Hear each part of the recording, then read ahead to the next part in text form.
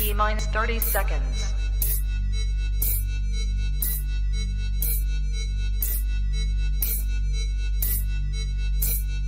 T-minus 20 seconds.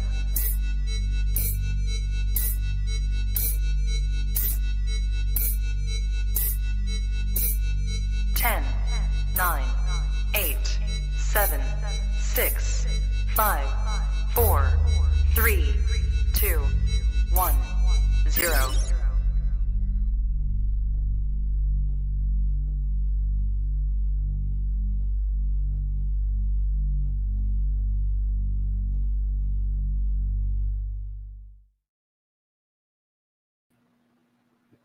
Coolest reptile podcast in the world. Welcome to Trap Talk Reptile Podcast, episode 409. I'm your boy MJ. What is good? Hope everyone's having a great week. Happy Thursday. You made it to Thursday. Friday's right there. But man, if this is your first time hanging out with us, if you're into keeping reptiles, breeding, admiring as a pet, all the above, this is the podcast to be a part of. So make sure you hit that like button first and foremost. Smash that subscribe button, hit that notification bell, select all. You'll be on top of every single podcast. I'm going to get this right out of the way. Guys, I'm battling with an illness. It's not that bad, but my mind's a little cloudy and I'm stuffed up. My throat hurts. But in case you're wondering, like, what the fuck's wrong with MJ? I'm sick, all right? But I'm here. My energy's not sick. My energy's on point because I'm ready to rock and roll. Such a big show tonight, all right? For the first time ever, I have a special co-host hanging out with us tonight, with a mutual friend that we're going to be talking to, all right? But before we get into all that, if you're looking for exclusive content, if you rather get more than what you see here on a weekly basis, if you want to get more behind the scenes, if you want to market yourself and network yourself with some longevity keepers, people who are going to be in this for a very long time, well then, do not waste any time. Go down to the very first link in the description below, click on it, and join the Trap Talk Patreon family. As soon as you join the Patreon family, you get a link to the Discord. That will tap you in with over 185 trappers. We're growing by the day. All my Patreon members, I love you guys so much. Thank you so much for all your love and support. But exclusive content, 2024, be ready. It's going to be very heavy on the exclusive content part. And all the exclusive content goes straight to the Patreon. So thank you guys. Seriously, man. And I can't wait for next year. Right around the corner. The future looks bright. So thank you so much, my Patreon members. You guys are my heart. Shout out to all the early birds. I see you guys. I'll get to you guys in just a second. To start this off by saying, let's support US ARC. First and foremost, if you are a part of the reptile industry, breeding especially, you should be a US ARC member. No excuses about that, all right? So if you are just coming into the game and you're wondering what is US ARC, because there is a lot of things. I understand there's a lot of like letters thrown at you when you first come in this, right? NARBC and then US ARC and all that. So, you know, it can be very overwhelming, but US ARC is super important. So if you want to read more about it and see what it's actually standing for, go down to the link you'll see in the description below. Click on it, usarc.org, read about it, and then become a member, okay? Because they need us. The numbers are very important when it comes to supporting US ARC. And again, thank you to anyone out there who supports US ARC. It means a lot. Thank you for being on the same team. And let's go. Tonight, shout out to the sponsors tonight. First and foremost, shout out to the man of the hour, my dog, Mershon Morphs. Head over to Mershon Morphs on Instagram to stay on top of all his current productions, what he has going on. Most importantly, if you want to see what he has available, you head over to Morph Market. Type in Mershon Morphs. All right. Also, first and foremost, go to his website, mershonmorphs.net. All that information in the description below. Okay. And go follow my man Shelby. We're gonna have a lot to talk with Shelby tonight. He had quite the year, I feel like. So yeah, shout out to my man Shelby, man of the hour tonight. Also, tonight's episode is brought to you by Clutch. What an amazing app, all right? Especially if you are somebody who just wants to become more organized. Because I got to tell you, man, organization looks good on you, especially when you're a breeder. I will say that. So big things coming for the ball python game. To be a part of this big thing, head over to Clutch. Follow them on Instagram. It's the future, man, and it's here. So thank you to Clutch, the entire team. Big things coming. And I'm sure we'll be talking about Clutch also tonight. So yeah. And then last but not least, you got them skin sheds. Send them to RGI, baby. Rare Genetic Inc. Shout out to Ben, who's also going to be making some more current features on Trap Talk to kind of just keep us updated on what's happening over at RGI. But yes, go follow RGI on YouTube. Stay on top of their videos that they put out each week. And yeah, man, it's awesome to be geeking out over stuff like this. It's the future. You know what I mean? Co-host tonight, we have him. He's here. Justin Gabelka, ladies and gentlemen. Hey guys, how's it going? I'm so excited you're here for me tonight, buddy. Thank you for being here. Yeah, first the co-hostess with the mostest. Yeah, that's me. You're coming fresh off your Patreon party, which definitely looked like I had FOMO. Looked like a fun time. Oh, it's a blast. Shout out to Miguel. I think Miguel did a good job vlogging that whole trip. But how does it feel, Justin, to kind of have that much energy and excitement all at your place? You know what I mean? Can you hear me? What was that? What's he doing? You're frozen up, man. I'm frozen? Am I frozen? You were frozen. Was I frozen? No. Okay. Did you hear what I said at all or no? No. Okay. Wow, Justin. Hey, this is my first time. It's okay. I didn't know if you're kidding. Dude, you kid around a lot. So I didn't know if this was a part of a joking answer you're about to give us. But it's possible. What I was saying is, what a hell of a time, the Patreon party that you had. What did it feel like to have that much energy and excitement all going on at your place and you hosting it? It was incredible. And I always, I kind of take it for granted because I think that, I don't know. It always surprises me how supportive and amazing everybody is. We work here, aside from going to shows and the Patreon event, we just kind of come into work every day. We're with the animals, and sometimes it's real easy to get into a tunnel, and it's amazing to see everybody come out and just be like, wow, these people really care about what we do. They care about these animals. They're just like us. They're weirdos, and it's amazing. Yeah, man. I mean, it's just really cool to see how far not only you've come, but just like the people excited to still be a part of what we're doing.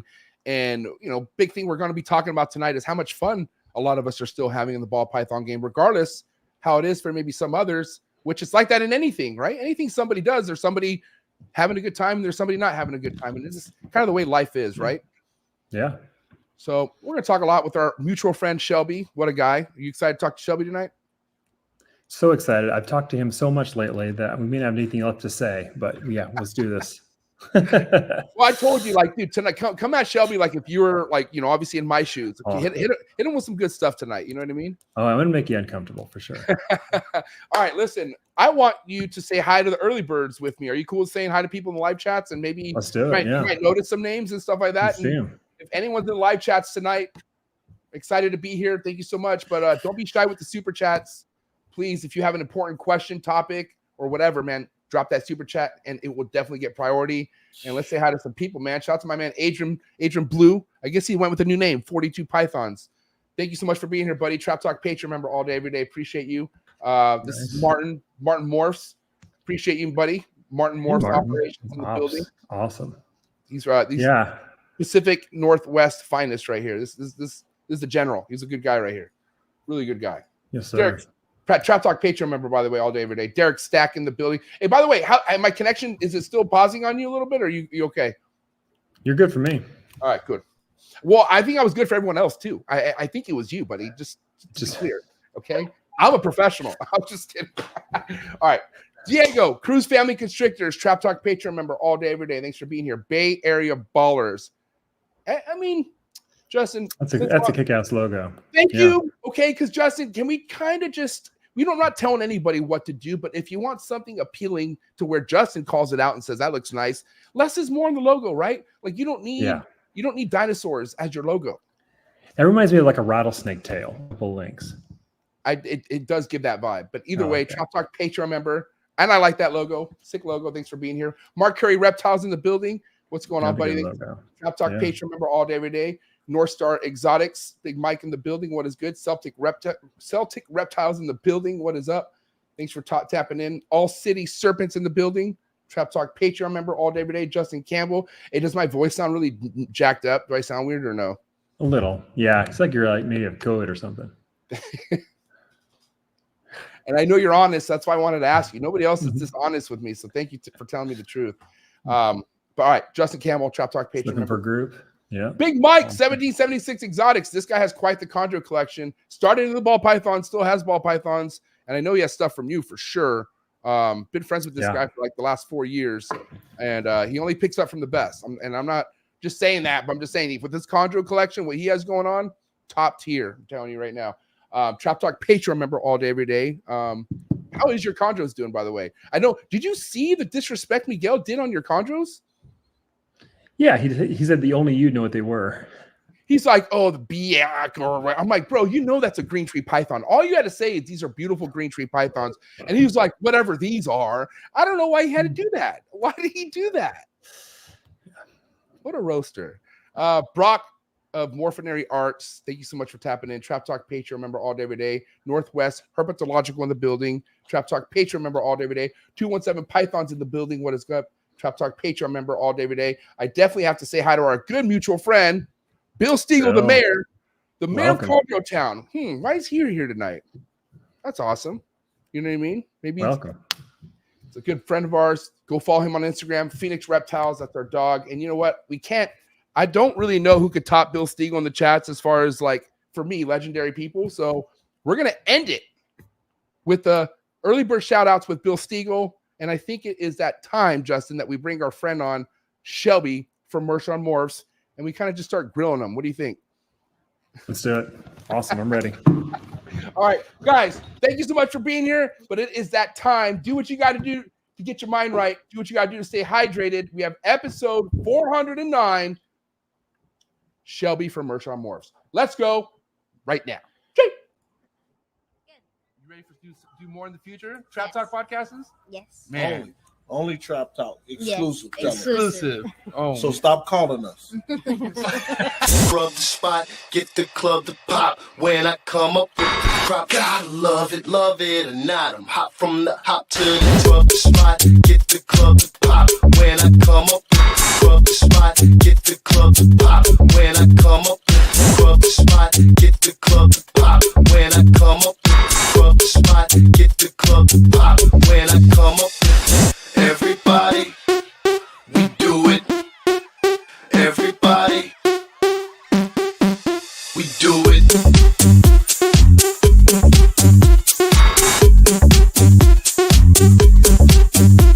Do it. Do it.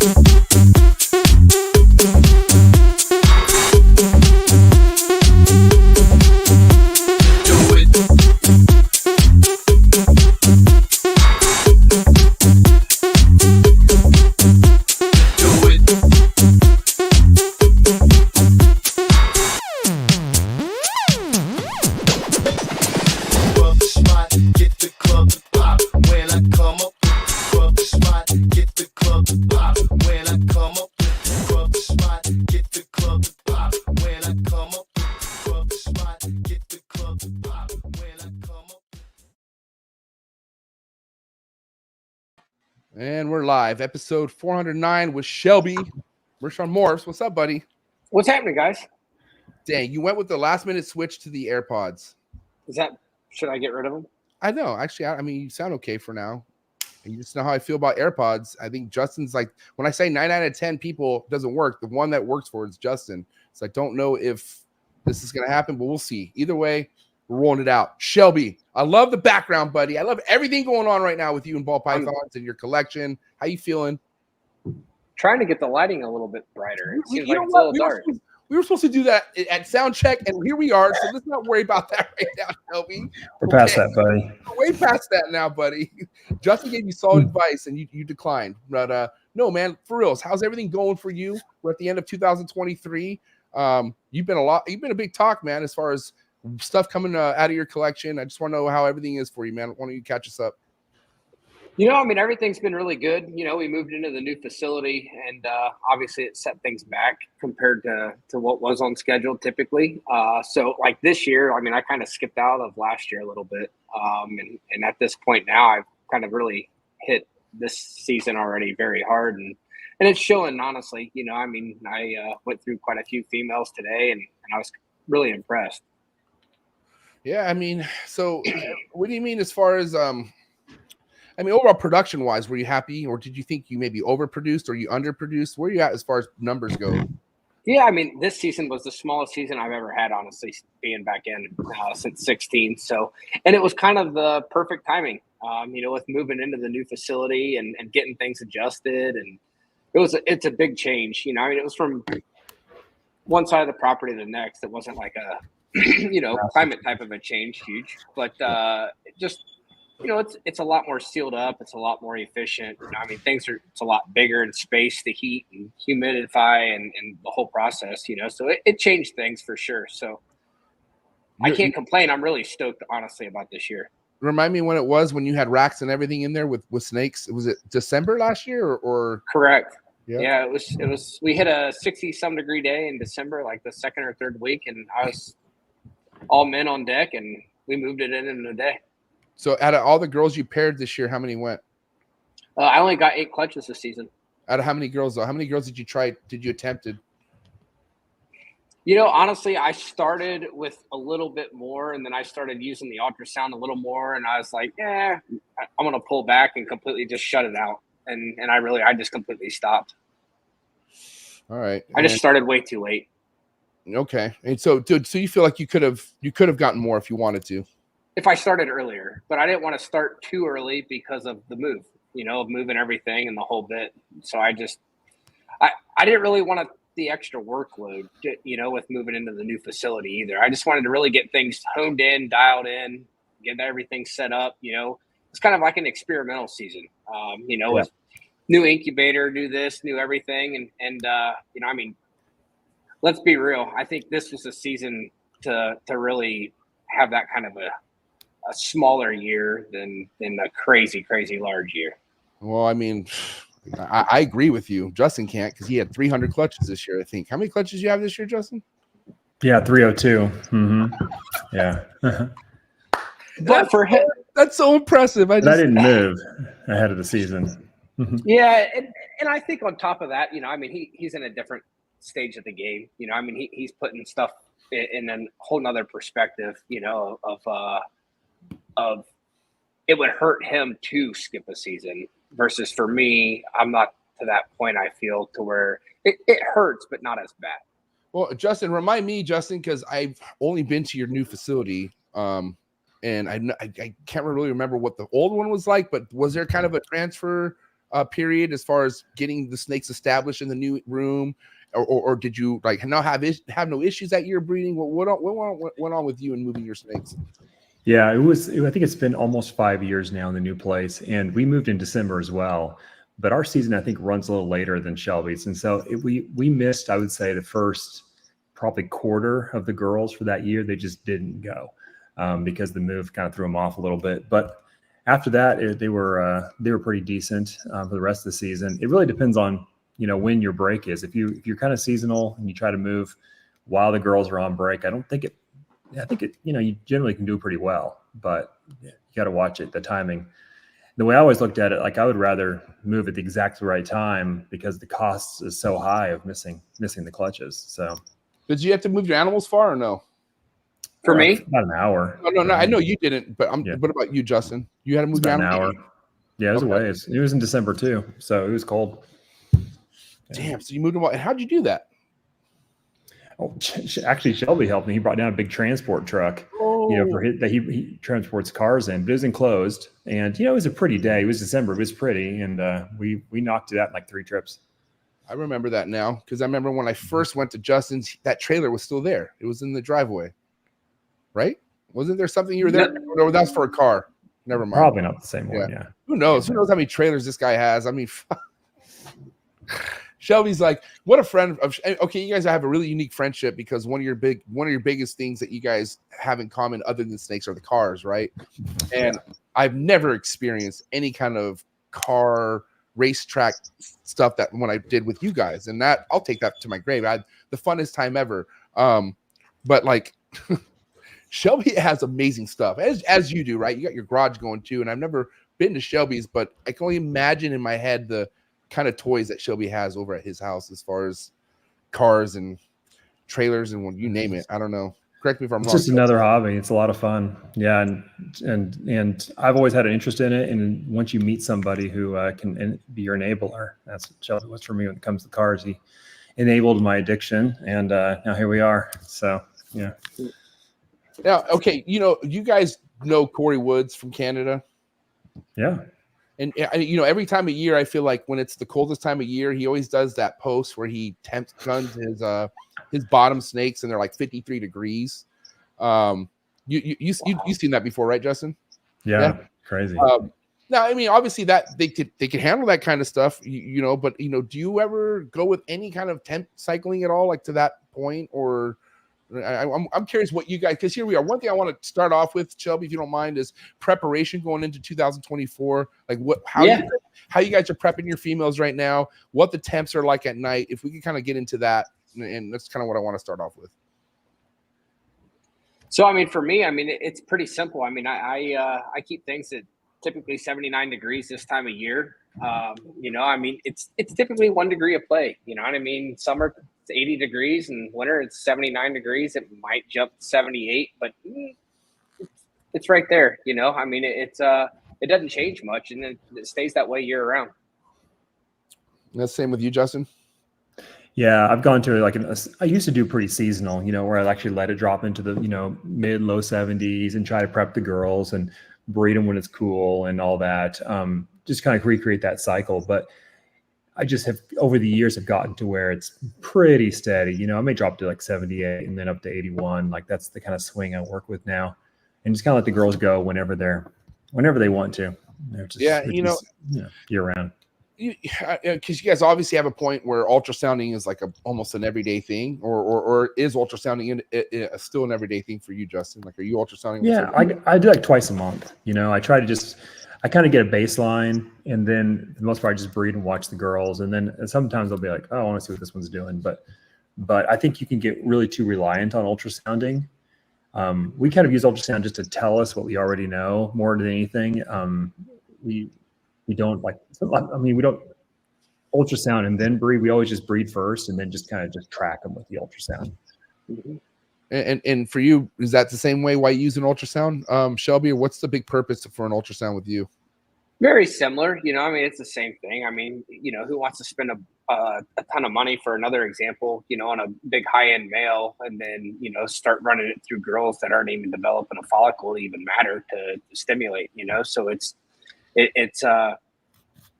just a security device, I feel. You know, I mean, to be honest about it, you know what I mean? Justin knows this. You know, I mean, I was horrible with one for years. I'm not going to tell anybody I was great. You know, I'm not, you know. And it took me a lot of time and just persistence and, like, you know, the couple times a month and just kind of like just using it, you know, and then trusting it, you know, is the biggest thing too. And I mean, it really does pay off. You know, I'd recommend one to anybody that's going to really, you know, put their head in the industry and really want to go somewhere and invest with the ball pythons. So are you guys able to manage not overworking a male without using an ultrasound? Because I also hear like ultrasounding helps that save you a lot, like from, you know, wasting energy for like wasting a pairing on a male. Do you feel like you're able to read females and not have to go use an ultrasound for a male? Or it depends on what your philosophy is. You know, we always go for variety every year because we kind of want to like push all these different projects forward. You know, I want to have good variety. We want to have cool puzzles and cool dreamsicles and cool clowns and desert ghosts, and we are trying to push it all kind of equally a little bit. You know, there's always that pet project we like a little bit more, but for the most part, we don't have a male that's assigned to a ton of girls, and so I'm not sure that we really get a lot more females out of a male using ultrasound, but we do, I think, is we don't end up using him that much, because we're not putting him to any girls that, you know, we'll breed him once, see if the girl responds. If that girl's not responding at all, then we'll be like, hey, it's okay, we'll use him on a different girl. And so in the end, your males, I think, stay much more fit. We're not necessarily breed them to more girls because of it, but they stay a lot better shape throughout the year, and they're always ready to go, kind of thing. A lot of you guys is male around 900 grams, or where do you feel like the gram range is for your like a prime time breeder male for you?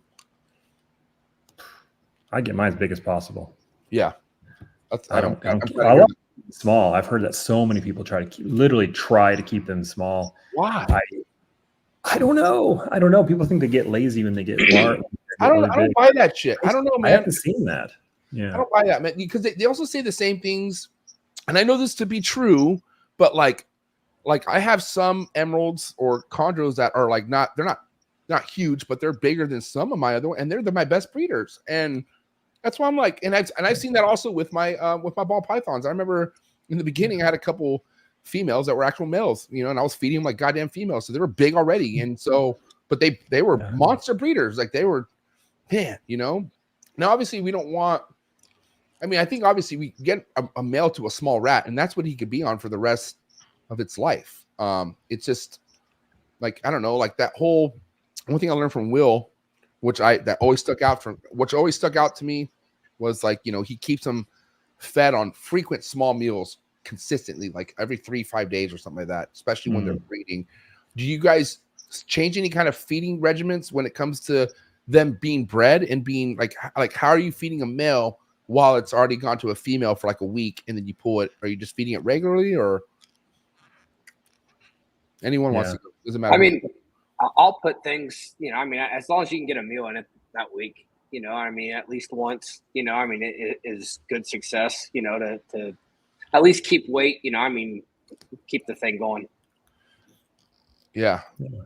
Same with you? Mouse once a week is good. Yeah. I mean, I tend to do mice on the small males because it keeps them eating, you know, they'll kind of go off feed, more likely to go off feed if they're on rats for the season. But you know, if they'll eat rats, great. But just once, you know, one offering a week, and they kind of choose. I mean, I kind of look at it as these are creatures, and they know their own best interests, both males and females.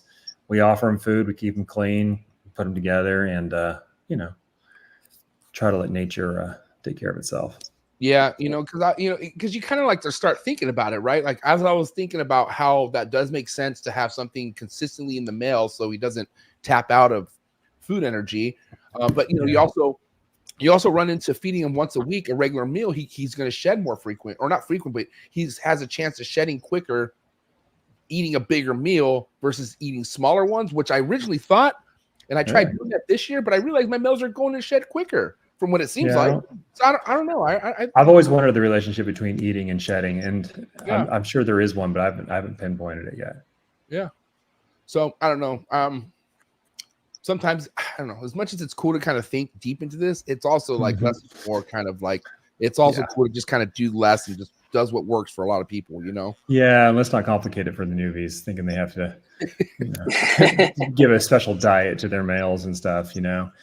Man, and I feel like maybe a lot of this stuff that is pushed as far as like, no, you got to think about this, is coming from people who want you to overthink and maybe like freak out. Yeah, they wouldn't make it seem harder than it is.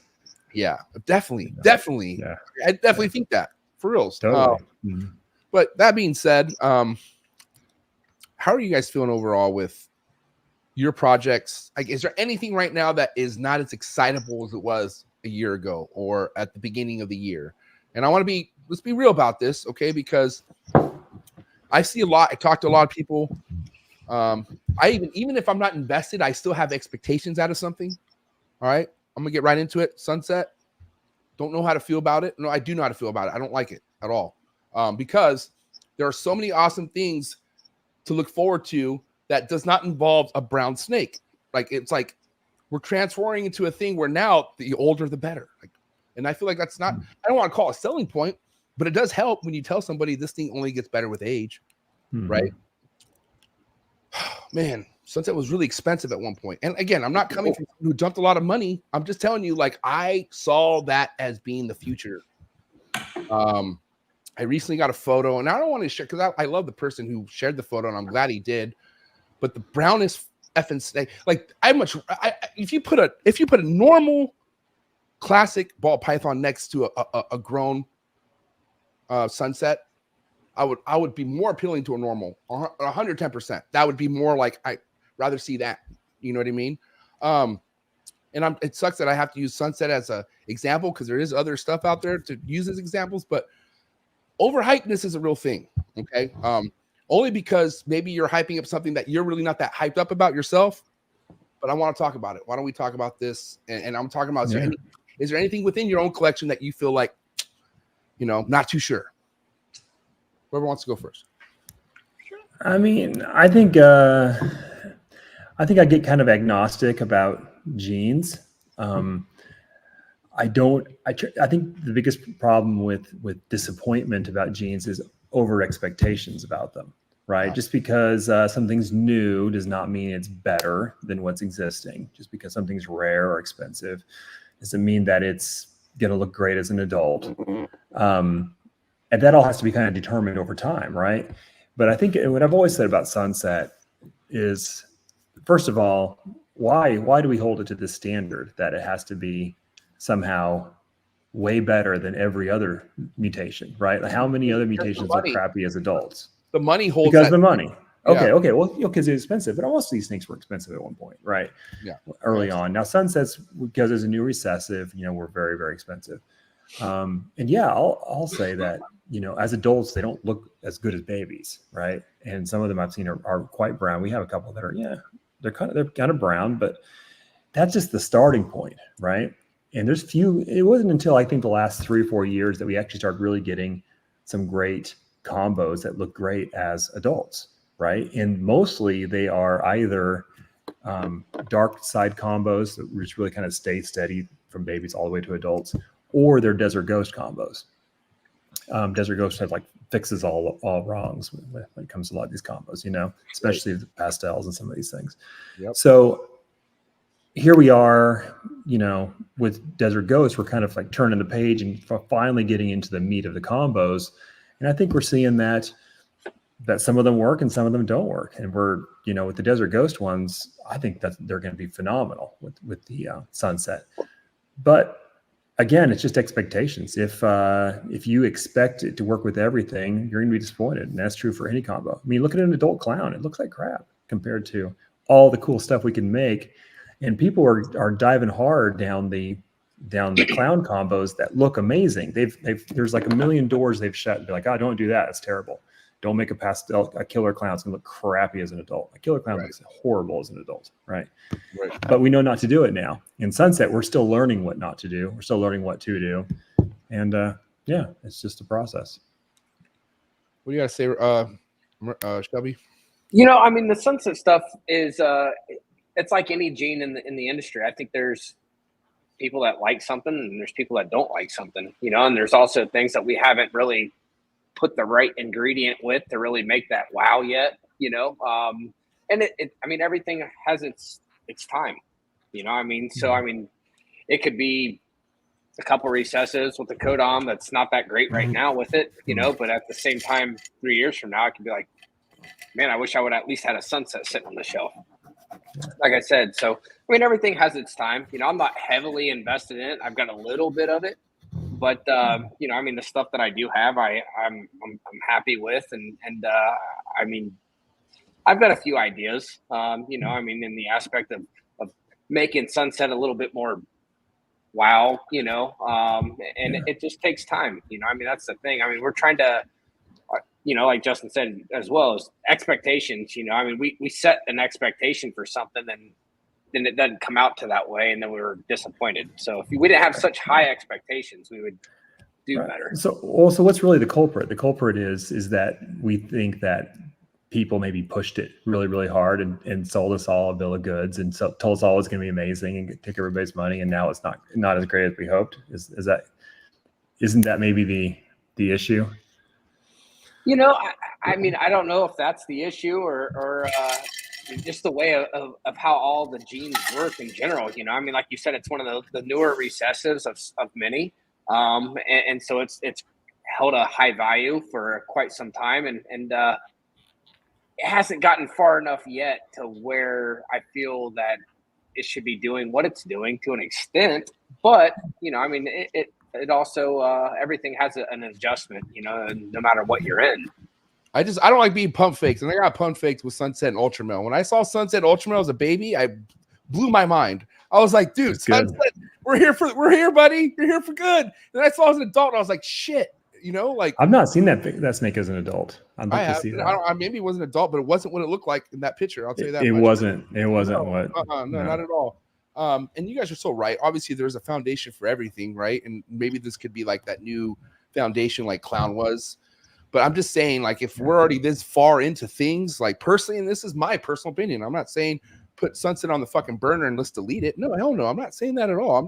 I'm talking about hypeness overall. And like I said, I'm using Sunset as an example, which I could talk about other stuff, but man, Sunset's always on the tip of my tongue.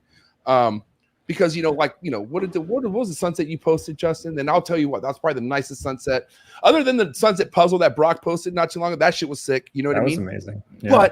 But let's see in a year. That's what I'm saying, right? Yeah. And obviously, the one you posted had Cypress in it, or Spot Nose, or what was it? It was Spot Nose Hypo DG puzzle. Yeah. And it's amazing. It's amazing. We'll see what it looks like in a year. I'll keep you guys updated. But with Desert Ghost, we that really has I think it creates some big expectations. Can look great in a year. But again, just because somebody, and this is what I tell, new customers all the time, is like, you got to love it yourself. You got to agree that's beautiful. You can't just tell somebody, oh, this is an expensive snake, so it's automatically a good investment, right? Just because somebody's selling it for a lot of money does not make it a good investment. We got a Sunset supporter in the building, also a good friend of ours, Gary Shabino. What's up, Gary? Let's see what he has to say. Sunset balls will look incredible once breeders start bringing the Sunset gene out of them. Gary's always good for a joke. That's great. Oh my God, GS Reptiles, thank you so much, man. My man Gary for being here. I know, but seriously, one thing that we also talked about recently over the phone, Justin, was at the end of the day, no matter what I say, Justin or Shelby says, if this is something that you are not sold, but hyped on, and it's always good feelings for you, it doesn't matter how anyone thinks. You know what I mean? You got to go with at the end of the day, how many things, Justin, that maybe people not purposely try to talk you out of, but maybe try steering you in other directions, and you're like, I think I'll stay here, and then it just proved itself out. You know what I mean? Did you go through that a lot? No, I don't think people try to talk me out of a lot of stuff. I don't talk to a lot of people, but I just do my thing, and that's the thing is I always try to say, there's two things I never do. Is I never tell people what they should invest in. All I do is show people what I like and what I think is pretty on my YouTube channel and let them decide.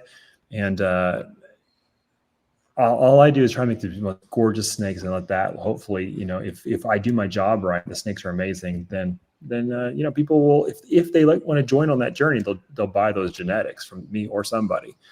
But in the end, it's really what it's about. And I think I told the story a million times probably, but when I first got in, my uncle invested in snakes for me because I had no money, right? So he invested all my first snakes, and he refused to buy anything that he didn't personally love how it looked.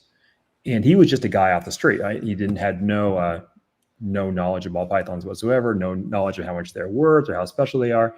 And so he wouldn't buy a fire. He would not buy a cinnamon. He thought that was ugly as crap. He would not buy a black pastel, forget a blackhead, forget any of that stuff. All subtle genes that, they became good really later on, but he was never going to spend the big 20 grand on this new codom or anything. Never going to do it because he didn't like it. And it was the best thing, the best foundation for my collection ever, because I started out with lavenders, clowns, pieds, things that the average person on the street would say, hey, that's beautiful. And you're just building on a foundation of gorgeous, objective beauty from the average person. You'll never go wrong. And that's what I'm saying. It's kind of like a cliche. It's been said so much this year. Work with what you love. But at the end of the day, it's that's your safety net. If you're doing that, no matter what's happening, don't you love it? So you're in a good place, right? But man, there was that time of COVID where people were bought into other people's dreams. They were buying into they were buying in what they thought was going to work for them because it was going to work for that person. You know what I mean? But yeah, we all know you got to put in your time in this. There's so many different levels of waves that you have to approach before you kind of hit a point where you're not really worried about the market. I don't know. Correct me if I'm wrong, Justin. I mean, no matter what's happening on Morph Market at shows, do you feel like there's something you do to always keep yourself at steady, or And I forgot who I talked about this, but having something like a community that you're building, that has to be smart. You know what I mean? Because you're keeping a lot of people close to you in tune with what's happening, and I feel like you're building your own network like that. I feel like I don't know. Yeah, well, in this business, there's so many crazy combos, right? I don't know, we're at 20,000 or whatever. There's so many crazy combos. It's actually very difficult from a marketing perspective. From a marketing perspective, you're supposed to give a customer 3 options: an expensive option, a cheap option, and one in between. But with our projects, we have hundreds of combos. I mean, hundreds of morphs, thousands of combos, and it's real easy, especially for somebody who's new, to step in and just feel like, oh man, I've got to buy some of everything, or I'm being left behind, or, oh, he made that, I got to buy one of those. And, oh, that cool snake is at Tinley, I don't got one of those yet. And you always feel like this kind of this feeling inside that you're gonna be left behind if you don't spend the money. And that's absolutely wrong, because it makes you go a million directions. It's better to think step by step with one project to be really strong that you love, and settle yourself a little bit, calm down, enjoy it, and then leverage that knowledge that you've learned about it into how you can make that better by adding little things here and there to your core. But it's really difficult, especially in the time of COVID. Like you said, people just went a little crazy, which is why our market went a little crazy. People just feeling like, oh, there's just so much money. Everybody's making so much money. There's so much money floating around. Like, if I don't spend now, I'm never going to get a chance to spend. It's like, it's gotten just a little psycho, which is why we find ourselves where we are now. You know? I mean, anything that gets that high of something is going to have a fall. Like, I don't care what it is. And it was out of control. It was brand new to me, but even for me, I was like, is this real life? Like, this is crazy. Like, this is like, my whole life changed after that. And it was great. But I also knew I don't think this is going to happen forever. You know what I mean? And so, but mind you, I have other stuff going on. So, but either way, on the flip side of what we're just talking about, which is stay excited. If you're excited about it, what if you're genuinely not excited about it? And that's what I was kind of getting at earlier. What is there anything in your projects that you're just not really, it's just on the back burner type of thing? You know what I mean? And if it's on the back burner for that long, when do we let go of that? And how do we let go of that? Do we dump it? That type of stuff, you know? Yeah. Go ahead, Shelps. I mean, for me, I'm pretty kind of tuned in, I feel, honestly. I try to work with when you say building blocks or anything like that, try to build off the recessive, that's really where it begins. So, I try to keep that to a minimum to where, things work together, I'm not huge in lavender. I'm not huge in ultramel and so many diverse projects. I try to stay a little bit more focused, on quite a few recessives that do vibe and jive together. But I keep a much smaller collection than others, so I get to where others want to have more of a diversification, and have multiple different recessives, and yeah, they all do blend in some way, but I try to keep it down and honed in. So you're telling me you have more Monarch than Ultramel in your collection? I don't have either at this moment, actually. Oh, you don't? I could have sworn I thought you were a Monarch guy. I'm sorry. I thought I was setting that up for perfectness. Okay, so you don't have Monarch. You don't have Monarch or Ultramel. What's wrong with you? Why not? I had Monarch, and they went to someone else. But I've never had. Hold on. So you literally have an example of what I'm talking about right now. You had Monarch, and it's no longer in your collection. I had a Monarch G-Stripe Girl I bought same year that Levance bought his. I got one, and then Tom Harbin kept the male. That's been years and years ago. And, I end up – it was at the time to where, I was still working a full-time job and the whole bit. And I got rid of it a few years. That's probably honestly one of my biggest regrets. Of any animal I could say if you had that question tonight, would be that Monarch G-Stripe female. Yeah, listen, I got homies that have Ultramel. Shit, Justin, you have both, but I got people who they got nice Ultramel stuff out there. I got Ultramel. I got mad respect for Ultramel. Ultramel, my buddy Brock from Morphinary Arts made a beautiful Ultramel pie that was one of the nicest pies I've ever seen. Just vibrant. I loved it, right? But I've seen some stuff that you posted with Monarch, and I'm a dark guy. I like the dark stuff. You know what I mean? And if it has that contrast of darkness, I'm going to always favor that. And when I saw a lot of the stuff that you were revealing, which was this year, did you post all that Monarch stuff this year? I think I had Cypress or something. Last year. It was late. Was it late last year? Right. So. Yeah.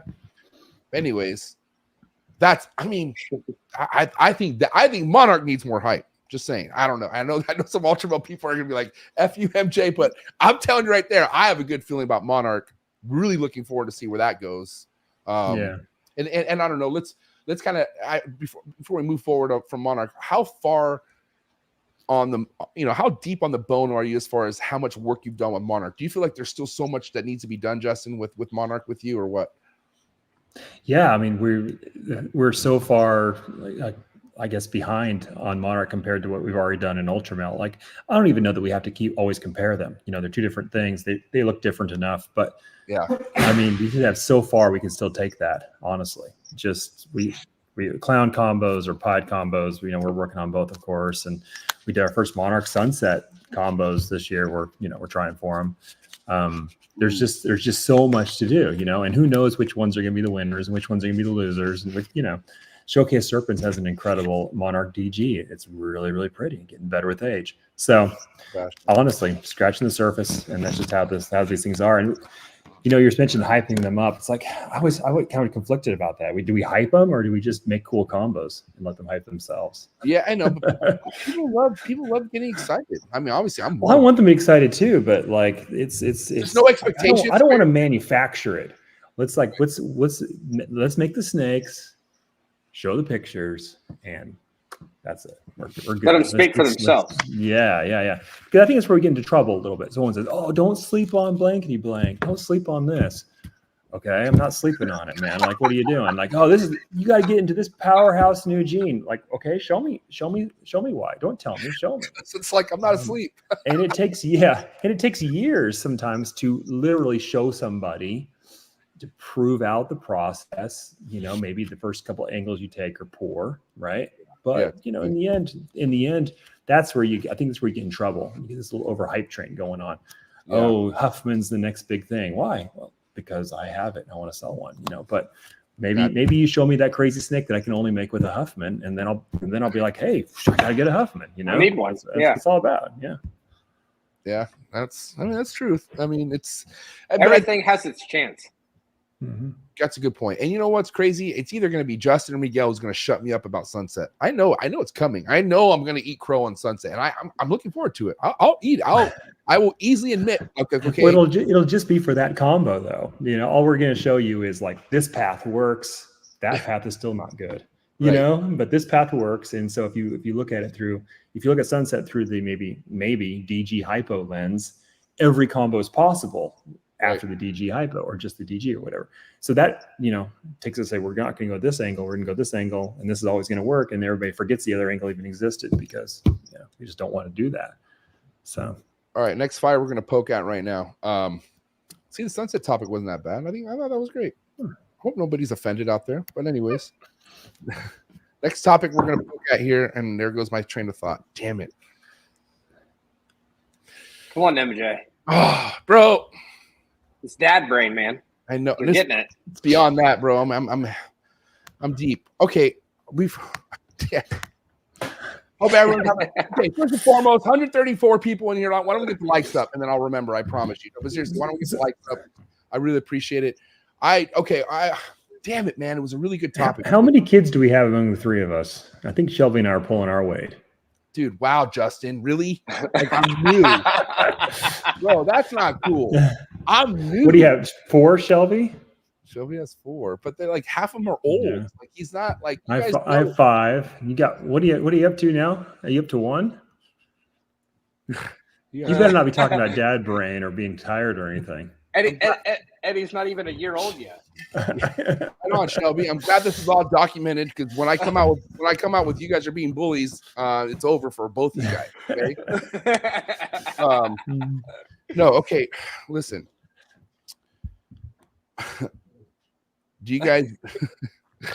I'm really bummed out right now. I hope it really comes back to me, because it was a really good topic. But okay, dude, damn it. Justin, this is where you come in as a co-host right now, so I could rebuild my brain. What do you have? What do you have for Shelby?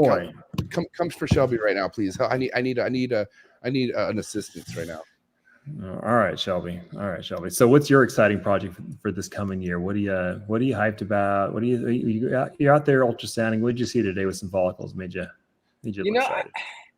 I mean, it was funny, like going through some things that literally I haven't paired since August of last season, you know, that had 1.5s or 2.0s. I had one girl at 2.8, you know, which is bizarre. But, you know, I mean, some Sunset Clown stuff, you know, I've been working on this season. You know, the the whole DG Axanthic Clown thing is a huge hype of mine. You know, I mean, I've been very strong, I feel, in the Axanthic Clown project for years, you know, on the female side. And I've got such a good base on that project now on the girl side. It's just getting that male to plug and play this season. So, you know, unfortunately enough, I was able to get a DG Clown head Axanthic male, and now it should be a plug and play on quite a few things, as well as making some next generation combos, you know, for the season. And so I think we're talking about pairings and you know what you guys are excited for. So this would be a perfect time to shout out these super chats. Say the name, Justin. Appalachian. Yeah. No, but there's a way that you guys say it down there, Justin. Isn't there? Appalachian? We say Appalachian. Yeah, a lot of people say Appalachian, I think, in some areas, but yeah. Appalachian. Appreciate the support, buddy. Yeah, the Appalachian Trail just starts like an hour north of me here. Yeah, Georgia. Appalachian Exotic says, what pairings are you most excited for this coming season? And whoever wants to go first on that. Boy. For me, I think for this coming season, I'm thinking about we about to start pairing, because it all runs together a little bit for me. But we have we put on a bunch of zebra combos on the shelf a couple years ago, double het stuff. So we have a zebra pied clutch incubating for double het to double het. We have a zebra clown clutch about to lay, I think, and a couple of zebra DG clutches. They're going to all be double hets. We're probably, of the three, we may hit on one of those three combos, maybe. But I'm excited to kind of get the new recessive kind of pumping into the system a little bit, taking those long shot 1-16s. Those are the most fun, because you get a chance to hit something crazy. But yeah, that's probably it for me. So some of that new stuff that I've never seen, and I do not know how to predict it. Maybe it'll be impossible. Maybe zebra clown looks like a clown. Maybe it looks like nothing. Maybe it's amazing. We'll see. You know? Yeah, maybe it looks like a sunset clown pied. Maybe it's like a pinstripe pied. You never know. So, yeah. I had to. And by the way, I remembered. I will get to it, but I remember what I was going to talk about. Thank God. Go ahead, Shelby. Honestly, this season is more of a year for me to put more of a foundation down, you know, on the triple thing and quads and stuff like that. You know, I've got some triple to triple pairings and things along those lines, but it's more of a still building the collection, you know, and just keep making some unique things. You know, it seems like I always make something every year that's just kind of unique to the industry. You know, I mean, whether it's with Hurricane or Blackhead or I don't know. We'll just see what happens. You know, right now it's still early enough to where there's not a confident answer. Right. Because like Justin said, it's really hard to say what it's going to be. You know what I mean? It just, right. But it's also, that's the whole, that's like the whole, that's why this is fun. Aren't you guys having fun? Right. Well, the thing is, if you've been doing this long enough, you know that you're going to take like 10 shots at cool things. Right. But 2 of them are going to hit, or 3 of them are going to hit, and you're going to get just think you always dreamed of, but you just don't know which one it's going to be. So it's like, what do you want to be hyped about? You're hyped about the chance to be playing the game, really, and you hope for some wins. Right. All right. Appalachian. Like playing the lottery. Yeah. Appalachian with another super chat. Any new gene you are excited for in the future? What's a gene that really new to me is the tornado gene. We got a couple of those that I'm super excited about those. Tornado gene? What's a tornado? Tornado. Gene? What is okay, you don't even know tornado. Okay, so tornado came out of the UK. It's a gorgeous new recessive. And it's like the pattern got ripped up by a tornado. I mean, that's a really good name, I think, honestly, for it. You guys will have to pull up a picture to kind of get a visual. I can't explain. Is it on your page? Where do you have it at? Just Google it. I don't know. I did a video. You just made a post too about it. Did I? Oh yeah, on Facebook today. I shared a post. Yeah. I see it. So it's already on Morph Market. There shouldn't be any visuals on Morph Market. I see one. I mean, it's not for sale though. Hold on. Let me. I'll pull it up. There you go. So, tornado. Oh my God. All right. Is this it? Yeah, that's one. Yeah, that's one. Damn. It's All pretty right, so- cool. It's like just pattern got ripped up. I like that. I love that. I mean, it's recessive, of course. Any new recessive, it just automatically gets your blood pumping a Get little your bit. attention, You know? yeah. Yeah. And how much of this do you have going on right now, Justin? I bought a couple females visuals, and then I bought some double heads. So I'm pretty early on with. I've never bred one yet or anything, but they're just growing them up, and they're just really, really pretty. And are we talking like steep? This is like a steep purchase because of how brand. Like, is it Yeah. that hyped? Yeah. Oh, I probably overpaid. Who knows? You know, I bought the peak of the market last year too. So I paid a lot for them, but that's okay. Yeah, it's a 20-year investment. You know, it's like, Yeah. I mean, I don't regret buying the first lavender for 20 grand or the first. Dude, I love that you clowns for just, I love 15, that you just said whatever. I love that you just said 20-year investment. That's like that's Yeah. the truth. You know what I mean? But yeah, how much have you known about this, Shelby? This tornado? You've known about it for a little bit? Well, for a little while, you know, it's a really cool project. You know, I mean, anybody getting into the ball python game, going back on your last comment, you know, I mean, to get a quick return, it's not that way in the ball python industry. You know, I mean, things take time, you know, so I mean, it does, you know, Yeah, you can get a quick return if you're the right person with the right leverage and you're willing to sell your soul a little bit. You can definitely win big time in the short term. But you can win much bigger in the long term if you're patient and work with genes and, you know, And and for the long haul. you have to be Very willing. well. You have to be willing to be sacrificing some of that soul that you might not ever get back. Yeah, you do. I mean, you're playing a dangerous game if you're in the codom roulette to win it big in the first season with the new codom. You're in a dangerous game.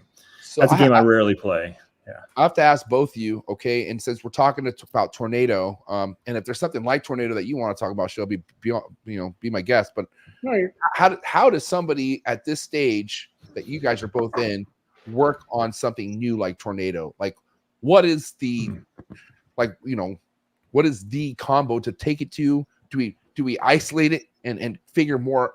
I mean, because that's just like that's a normal tornado, which is a recessive. Obviously, if there's no super form, that's what it is, right? So how do you really approach something like that coming into like 2024? Yeah, for me, I look at it from, I think, two sides. You look at it from make the multi-recessive side. And so with a pattern morph like that, I say, okay, how can I leverage it a little bit? So the first thing is it looks really cool the way it is. And so the first and most easiest answer is to say, okay, we'll take what it looks like, we'll just change the color. You can go albino, you can go desert ghost, you can go ultramel, you can go monarch, right? That's all recessive, changing the color. The next thing you could say is like, oh, I'm going to put a nice codom into it, but I want to be real careful with not doing any codoms that are going to have like a smoothing effect, right? I don't want any codoms that reduce pattern at all. I don't want anything that's going to take it and reduce that ripped pattern that it has. So no inchy. Now I could be wrong. No orange dream. Maybe no fire. There's certain things that you can get away with, you can't. But the thing is, I could be totally wrong about that. It might be that you put a couple like pattern smoothing, like inchy and OD in there, and it makes something wild, and I'm going to regret every moment, everything I just said. All I'm doing is playing the odds based on what I know about how genes work. And usually I'm more right than I'm wrong. So that'd be my thing. Is I'm also not going to put on to any genes early on that are similar to it at all, which I'm not going to put it to anything that's granity whatsoever, because what I don't want is any misidentification of combos, because I say, oh, this one already has some graniteness in it. Maybe this is a low expression tornado and you end up selling a snake, right? I just want to keep it clean and clear and just work those projects, find out, the first couple combos, you learn so much. And after that, you get a really good sense of direction. Is that same flow with you, Shelby, as far as, working on new gene and whatnot? Yeah, I mean, it's always fun to dabble a little bit. I've obviously been working the Shrapnel project, for example, for a while. It's a granite type. The what project? Shrapnel. Oh, Shrapnel. Okay, yeah, I heard that. So, I heard of that. Thank God. Fuck. Yeah. So like, I mean, it's like one of those, I kind of had to reinvent the wheel a little bit and kind of start from scratch. And get from 1 to 2 to 3 and go down the steps. So it's that, like, that's one project, you know, for example, that I keep just dabbling in a little bit. I hate to go too far and in depth yet, you know, because I don't really know what the reaction is. You know, I'm still kind of like jumping around and, oh, you know, yellow belly works and this works, or, you know, what doesn't or does work. And I think it's the same way, you know, with any new thing. You kind of try to put it to the obviouses, you know. I mean, like you said, you know, lavender, you know, the color palette type morphs, you know, of something like that, you know, of a granity type, patterny type gene like that is. But, you know, other than that, I just do what you can with it. Now, I want to go back to the topic that I completely brain farted on, because now it's ready to rock and roll. And again, no offense to anyone out there. This is just, I'm trying to hear if this makes sense to these two guys. That's it. There was a time and place during COVID where I had a guest on, and I can't think it was more than one guest. Could have been, but it was a new breed on the block series, letting it all out what their plan was, and their plan was only recessives, no codoms. How smart of an idea is that as of right now? Like, do you feel like you could make groundbreaking things not having any codoms in the mix, or and also, why do you feel like not too many codoms are still not being worked with right now? Which I still feel like some people are, I don't want to say sleeping, but some people are just rather not choosing to throw more stuff into their recipe. You know what I mean? But overall, anyone out there who's just looking to stick with that, that's smart. I'm just curious. No, it's not smart. It's not dumb, but it's not smart. It's it's just where we're at. I mean, people. Nice. I can see why people would feel that way. You know, it's an easy answer. Just saying, oh, I don't work with incomplete dominance. I just work with recessives. You know, and it feels right because, I mean, I always use a couple analogies. One is, I think, is food. I always say, you know, it's like food groups. The recessives are like the major food groups, major ingredients, and all the codoms are the spices. And yeah, people, I mean, if you make a brand new double recessive, like if I make a zebra clown and it turns out great, that's amazing, like awesome. But you really only get points for the first little bit of that, the first few. And once everybody else kind of gets one, then it's all about making them amazing with the incomplete dominance at that point, right? It's all about making them all the different patterns, all the different colors within that base. And so I just think that it's really short-sighted. And I think you don't see a lot of people actually adding a lot of incomplete dominance early on, because you kind of have to set a base. You have to kind of make that double recessive. And then once you get that male or female, it's a lot easier to leverage all the different incomplete dominance into that. And then you'll end up making a snake that has a bunch of incomplete dominance and is double het for the gene. And, you know, it takes a while. I just don't think, I think generally speaking, the best looking snakes are going to be a combination of recessive and codom, you know, well, I mean, by far. We're looking at, I mean, look at a clown versus a Pompeii, which is better, you know, which would you, if you're let's not be a purist here, let's just go by with our eyes. Yeah. And what's crazy is, like, DG clown, depending what level or what grade it is, but DG clown, beautiful for the most part. Throw chocolate in there. Holy shit. Yeah. Like and Jordan just made a crazy one. Yeah. Yeah. And he made a super, was it super? Somebody's going for a super. It's hypo DG clown. Yeah. Yeah. No, it's a killer. It's killer. Can you imagine, like, I mean, you can't compare a DG clown with a beautifully because you think we're trying to max out potential here, right? Like, we're trying to see what's the full potential of this gene. How can you do that without a codon? You can't. No, you can't. So like what? So it's like you're limited. Like, why would you want to limit? People just like to latch onto something and say, like, oh, I found the secret to something, and this is the answer. It's never that simple. It's always complicated. It's always a mix of, and that's why you have to become a connoisseur of the combos, right? You have to live and breathe it and learn them and know them and spend some time before you can make the blanket statements. You said the word time. Yeah. Like, you know, I think shortcuts expose people at some point in this game. Like, you can't take shortcuts, because if you do, at some point it's going to show itself. Yeah, you can't. Yeah. That's why is I don't want to say as easy as it seems the ball python game is, which I I don't know, there's, you know, whole triangle or the triangle pyramid scheme or whatever that they call it, which I don't agree that that's what it is, but I don't know. Do you guys think it is? I always say this, it's a pyramid, but it's not a scheme. It's not Right. right. I guess that's. I mean, the reality is that the combos have to flow from an initial person who gets them, whoever starts with it, right? And it's rarely me. It's just somebody who starts with a new gene, and it has to get from that one person, which is a pinnacle, to the pet store someday. And that is a widening number of people. And so your hands automatically start making this shape, which is kind of triangular and kind of like a pyramid. But that's just how, I mean, there's no other way that you can start with something that is at no supply, once that's a supply of one, and get it to a supply of everyone who wants one for an affordable price. It has to go through many people, many steps along the way to get to enough people making them that it can be. It's not a scheme. It's just a product release that is made by breeding. Right. You're muted. Sorry about that. Can you hear me? Yep. I got to ask you guys, have you had people, like even customers that have been around for a while, like kind of come to you concerned, that asking like, is this what it is? You know what I mean? And you have to kind of let them know how you just did now. Like, has that happened to you guys at all? Sure, a little bit. He'll come and say, what are the economics of this? How does this actually work? Because it's different than a standard product that's manufactured, because again, most products you sell as many as you can, then you order more from the factory, and you sell as many as you can. But you are the manufacturer.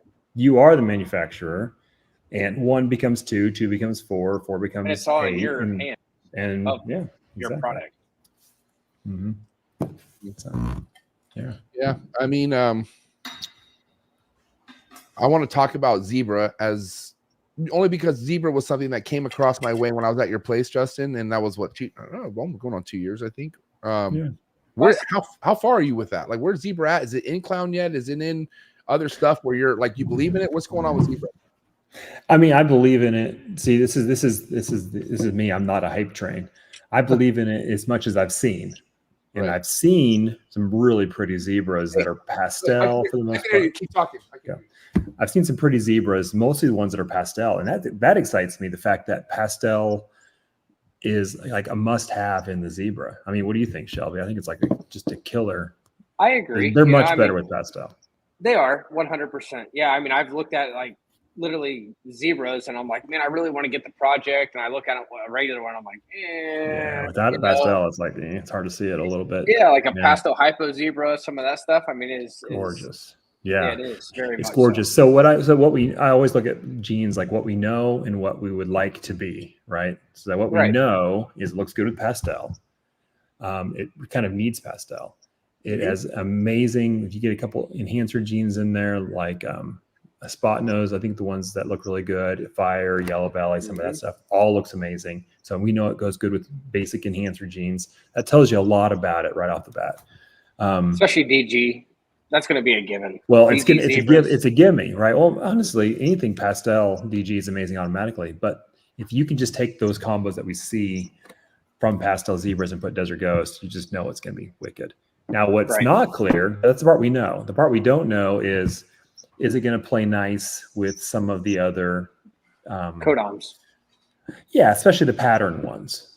Like pied, I think there's a low leopard, chance zebras, spot nose. Right. There's a low chance that the zebra pied is going to be good. I just don't see how that's going to come together with the pied styles. I agree. Clown, that's going to be a clash. Clown is blackback and zebra is like, puzzle backed, right? In a way, right? Yeah. And it's wonky, right? So how those two are going to fight, is one going to win or is it going to create something new? We just don't know. It might suck or it might be amazing. We'll find out, Right. What was all the like feathers being ruffled about with like zebra being compared to like a super Mackenzie or something like that? Can we clarify that? Yeah, I don't have Mackenzies, but I think that from what I've seen, Mackenzies have a similar look to zebra. And Mackenzies were always considered a true codom, and zebras were always considered a recessive. However, there is a visual element to the het zebras. some more than others. We've had some Just like clutches that are like, monsoon. you would never think these were normals. We had some clutches that are like, yeah, they look kind of normal. But I'm not the one to answer that. All I know is that it's possible they're similar or the same. And I think some people are working on it, but there's very, very few Mackenzies out there because I think it was a gene that people were just having a hard time finding the need for. Right. And there probably is more zebras in the planet than Mackenzies at this point. I don't know if that's true, but Right. we'll see. Yeah, we'll see. So anyone with Mackenzie stuff, what do they do? Well, I think they sit on it and they keep working it into similar projects and see if they look identical to zebras or not. You know, that's the first step. About 20 years, we'll see. Yeah. 20 years. Have a 20-year plan. Don't expect That's nothing. But okay, zebra. Not Well, hold on. yet. On zebra, we need to make the Desert Ghost Axanthic zebra. That's a true black and white striped zebra. Zebra. Like a zebra has to have black and white, right? So that's like, to me, like there's so many no-brainer ways to go with that one. There's a lot that we don't know that could be bad, but there's so much that we know is going to be good just automatically that it's worth it. It's great gene. The authentic zebra. Yeah, true zebra. You're saying Axanthic, zebra, and DG that's gonna be the combo. That's the winning. I mean, that is a winning combo. Maybe it's gonna be one of the best for sure. And what it doesn't require any superpower to know that. It's gonna be great. Best case scenario timeline wise. When do you think something like that could be hit within your own project? I think we did a pairing for triple hets this year, and so that means that we'll be going for like 1 in 64s 2 to 3 years from now. So not in the short term. Like, I don't know. I don't know if there's. It's hard to think. Do we ever make a ball python where like, okay, don't put nothing else in this. It's perfect as is. And I'm thinking that. I'm thinking that Axanthic clown DG. Okay. What a perfect looking snake. I think I've seen some with not some, but I think Mark Bailey made one with pastel possibly. But like, what route do you take a snake like that? That snake looks so perfect as is, but it can be so much better. Okay, tell me more. Yeah, it looks great, no question. But in my mind, the heavy black pattern combos that we have, like Confusion, Spot Nose, Yellow Belly, Black, and all that stuff that's like just heavy patterned into that combination is just going to make a just more and more intricate snake, pattern exactly the same color. It's gonna be absolutely phenomenal. That's an endless supply right there. Every clown combo that we love is gonna look better as an Axanthic DG. Damn. Yeah. So you feel like Axanthic's on a big up and up right now? Yeah, feeling that way. I took forever to come to that game. Thankfully, I hatched a cool combo, but I was, Shelby knows I was the last person into the Axanthic clown game. Very much. Yeah. So obviously JD Constrictor is no stranger to the Axanthic game, right? That guy has amazing Axanthic combos, but that's all he has. That's what he's known for. Do you see yourself covering more of your color project with this Axanthic stuff as the future comes along? Like to where it's not just all vibrant and just fucking blasting you, and it's more like black and white. I like to do a little bit of everything. I'm gonna have like my Axanthic stuff, right? But I like the color too much. I would never like go down that path so much that it would take a big part of my collection. It's kind of two different routes. Yeah. And then Shelby, why don't you let us know like how much is at play with Axanthic with you and your stuff? Like how much Axanthic do you have going on? Yeah, I mean, I've got quite a bit of Axanthic stuff, and I've got it a little bit in both directions, whether it's Axanthic combos had clown or clown combos had Axanthic. So like, the right male of that particular project would do a lot of progress, in a season. So this year is really the season to make quite a bit of progress, I feel, in that project, to where it's, at this point, making a regular Axanthic DG clown is not, it's kind of, I won't say past tense, but I've got to think past that part, for sure at this point. So I'm looking forward to it, just because of the codoms and everything I've got intertwined in that project already at this point for adult girls. Yeah. And you were talking triple hets to triple het stuff, Justin. How much like Hail Marys are you throwing each year like that? Quite a few. Yeah. Yeah. I mean, I'd obviously rather not throw Hail Marys, but there's always those times when you just that's your only shot at something. Right. And again, we have this whole thing on our Patreon about how it's not as much of a Hail Mary as people think it is. As you do a multi-recessives, it's when you look at the math, it's not what you think it is. It's not what people think it is. Now, my biggest, I will say, thorn in the behind sometimes is like not being able to put hets in people's hands. Sometimes my hets just don't sell as good as I feel like they should. And I feel like because visuals are so achievable now. Yeah, but then again, like you got people that are also like, they don't have money for that visual. So what they're gonna wait a year so they can afford it? When why even do that when you could make that visual? Like I mean, and I know I think it's getting a little better, but I still feel like people just look past hats right now. I think people really go for the hets when the visual is just out of reach and they feel like, oh, there's a chance I'm not going to have this kind of money. So, but I think most people instinctively know that buying the visual is just such a leg up. It's better to do that. And so I think that's the hets are getting a little harder to sell as things get more accessible price wise. Yeah. And that's a good point because obviously too, when it comes to like, okay, let's say you're sought after one snake that or a certain combo you want to hit.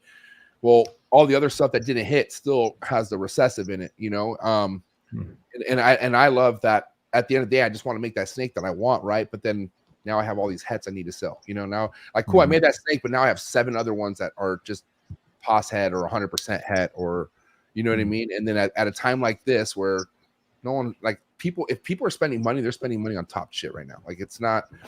That's mostly it's moving. Yeah. I don't know. Yeah. Does that sound accurate to you guys? Yeah, we're getting into the market stuff. I feel like the market the problem is coming from the bottom up. Say that one more time, please. I think the problem in our market is coming from the bottom up, and I think what's happened is it's the pet stores. It's the pet stores. I want to cry right now, bro. That'll be a meme tomorrow. Don't worry. Yeah. I mean, it's all the way down to we're in a recession. Not ball pythons. Economy is in a recession, right? The world, right?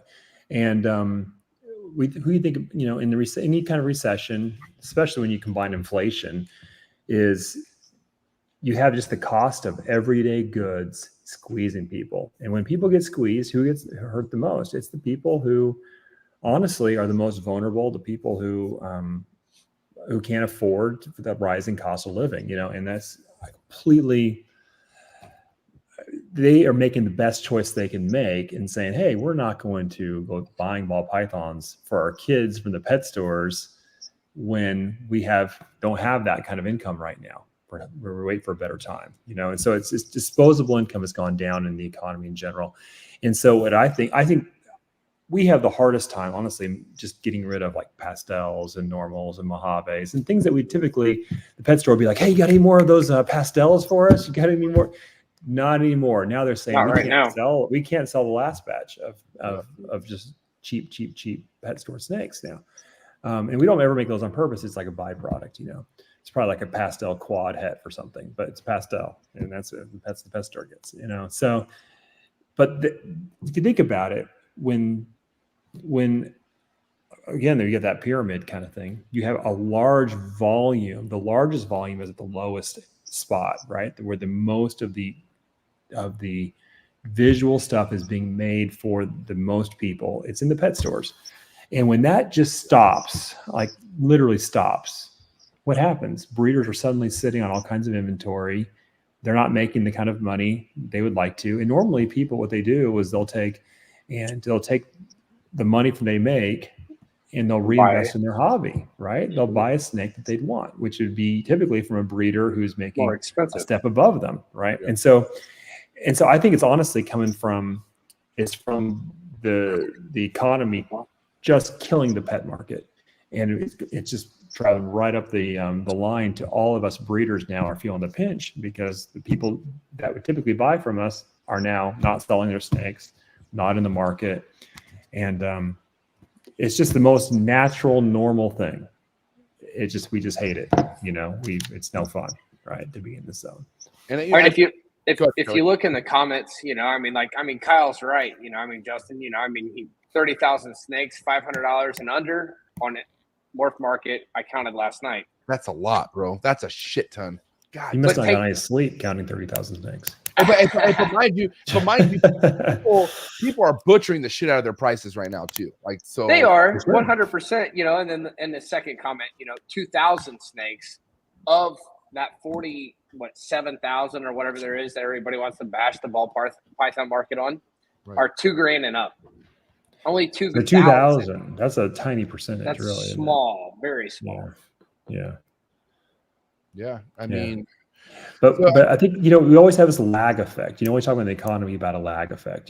So the Fed rises interest rates and then they wait 6 months to find out what the results were because they don't want to. They're afraid they're going to keep raising it and then find out that they had already killed the economy 3 months ago, right? So we have a massive lag effect in our industry because we always make snakes. We kind of breed them like a 10 to 12 month cycle, right? So you have coming out of the hottest market ever. So last fall, right? It was the hottest ball python market of all time. And everybody is like, let's make more snakes, going into 2023. And then suddenly the demand is gone. It's gone. And so now we have all this, like Kyle said, we have this huge influx of animals that needs to find their forever homes. They need to go through this system. They need to filter out. But that same lag effect goes both ways. So now we are here going into 2024 and people are like, don't breed snakes anymore. You know what I'm saying? Less is more. Do what you want. Right. Yeah. Last year you should have stopped. Exactly. It was the opposite, but because we're all sitting on so much inventory and everything's trying to find its place, right? In the end, it's trying to find its end user. But what's going to happen is in 10 months, we're going to have a very different scenario. And I'm just predicting it that I'm not sure the economy will be back, but I just don't think we're going to see this volume sitting on the market anymore because these snakes will have found their homes and people will have really slowed down their jets as far as breeding again. And then what's going to happen eventually, just to be a prognosticate a little bit, is that eventually the ball python is going to get hot again. The market is going to get hot at some point, be it 2 years. I'd say 2 years, maybe 3. And then everybody's going to react 10 months too slow. And they're like, we need more ball pythons. Okay, we'll start pairing our snakes again. And 10 months later, they'll finally have them. It's this lag effect. And so we take it on the nose, the ball python market. When it's hot, it's amazing, and nobody has enough because they weren't thinking about it 10 months ago. And when it's slow, everybody has too much because they thought it was great 10 months ago. And that's how it works. It's crazy how that lag effect is always a part of what we do. It's crazy. Mm-hmm. For sure. Because there's only a few percentage people really thinking ahead of the time right now. You know what I mean? You got people who just breed to what they want to do and expect Morph market to do all the work, or they just expect those sales to come so easy where, okay, now I got this money to reinvest, which that works during the hot time, but now we're not in a hot time. We're in a fucking very cold, not very cold time, just depends who you slower are. We're just in a slower time, right? But this is where you adjust. People who go through this first season of a downfall in as far as their sales and all that, this is what makes you who you are when you're around for the next one, which is on the up and up. You know what I mean? Because this is what makes a business, man. Can you really count how many drops you've seen, Justin? More than a handful since you've been in here? How many? I would say 3. Okay. I would say 3, but this is probably the biggest one, but only because the high was so high before. Right. Yeah. Right. Otherwise, it would be a very standard drop, just like any other time. Yeah. Right. And it's like Kilburn Reptiles is saying here in the chat, it is a fantastic buying market if you're in a good position for that, right? But most people, they want to buy when everybody's feeling good and everybody's on a hype train, and they want to sell when when it's terrible. And it should be the opposite. You should be buying when everybody's like, oh, please just take this stuff. That's when you should be buying. And when everybody's on a hype train, you should be like, hey, this is for a finite time. everything is high priced. Now's the time to sell and save for the next round, essentially. So I mean, if you're gaming the system. For anyone new into this, anyone who's just now coming into the game this year, like, what's some advice on how to stay ahead? If you're new this year, Yes. I would say now's a great time because you can buy a lot for the same amount of money. As long as you're comfortable, don't put yourself in a bad position financially. Right. If you're in a comfortable position, you can get a lot of traction for your money, be in it for the long haul, and just kind of focus on the learning side. 90% of it is you. The success factor is you, like what you learn, what you know, how quickly you kind of roll with the punches. And Is he peeing? Shelby's eating something or He peeing. sounds like he's taking a piss with his headphones on. Shelby, are you leaking, bro? Because we can hear all that. At first, I thought it was like, because I will say, Justin, your AirPods aren't that bad, but I can hear every fucking ice jingle in your goddamn cup. Okay, and luckily, luckily you're not an ice chewer, because if you were, I'm not an ice chewer. I'm an ice chewer. But anyways, Shelby, I think he did. I love it. That was historical. No, I also want to say too, like my business was built over, of course, many years, right? But it was built in these hard times the most, because that's when you really put your nose to the grindstone. Yeah. If you come in now and you connect with customers and you get your business done, you are going to be like so in the driver's seat when. God, what's happening? That guy over there. I'm okay. I'm gonna. I can't wait for him to come back. Yeah, You'll be so in the driver's seat when things get good again. Yeah. It's people who come in only in the good times, and they get just like destroyed in the bad times because they just don't have any muscles. Right. All right, Shelby, we were hearing all that. Tell me what you're doing there. Shelby, what the fuck was going on? Are you in a kitchen? Are you peeing in the kitchen? What was happening right now? No, I had the water running. I actually forgot that I left 2 snakes in a tub soaking because their skin was very dry. Okay. And everything's cleaned off and we're all good. All right. That's good. Did you empty yourself out at the same time? No, I didn't actually. I mean, Yeah. those, We're just gonna say you did. No, just we're just gonna say you did. Like, We you have know, a good very story. We have a good story. We heard the way we heard the water flowing. It literally sounded like you were taking a leak. And then when I called you out on it, I heard the muting go, and I was like, oh my god, we caught him taking a leak. This is gonna be great, but it wasn't. No, I left my phone in here. All right. This is a Trap Talk special. Yeah, it is. It really is. 101. Yeah. So I don't know, Shelby. What would you feel like the biggest thing you're ready for next year? And I don't know if it's the amount of clutches that you could hit, or I don't know if it's but like, what is it? What is the thing you're ready to take on the most when it comes to the 2024 breeding season? Probably this season is honestly is that, I mean, I need to make up a little bit, I feel, for last year, but just make some good stuff to keep, I mean, that's always my goal every year. I breed things to keep, so, I mean, the byproduct is what it is of what happens in that clutch. Right. But 99% of the pairings are always stuff you're going for a particular result to keep out of that clutch. So I mean, we'll see how it goes. I think it'll be a good year though, just because I obviously skipped out on a lot of stuff last season. And obviously, like you said, last year was a whole different ballgame with you moving, even though it wasn't far, but like moving anything into a new setting is like, it kind of throws everything. And I started late. Yeah. I mean, typically it's, Thanksgiving type of time. And last year I didn't start till like the 2nd or 3rd week of January. Right. So, I mean, I missed I can say like 3 to 4 months worth of females realistically. So best case scenario, what's the number you're shooting for next year, clutches wise?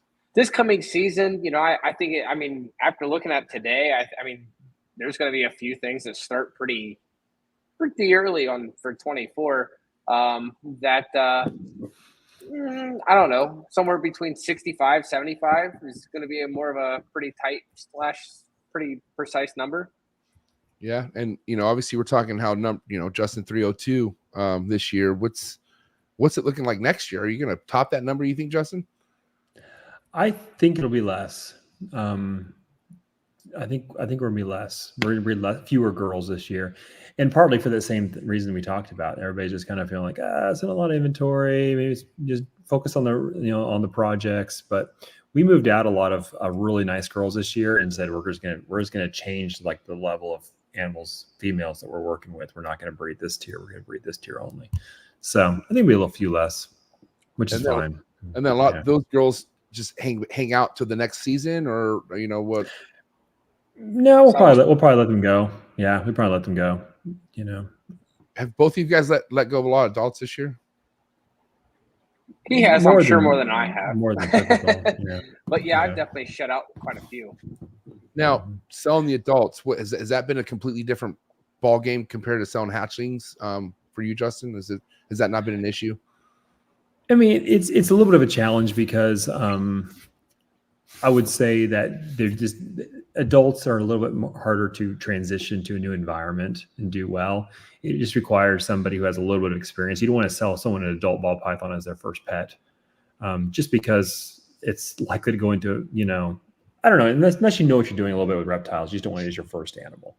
But I would say between, just good context we have, and we let go of really nice females, and so people are very anxious to get them. Typically what we let go is as good as the best in some collections. So it's if we let them go and they're not that great, we held them too long, basically. Oh, really? Okay. Yeah.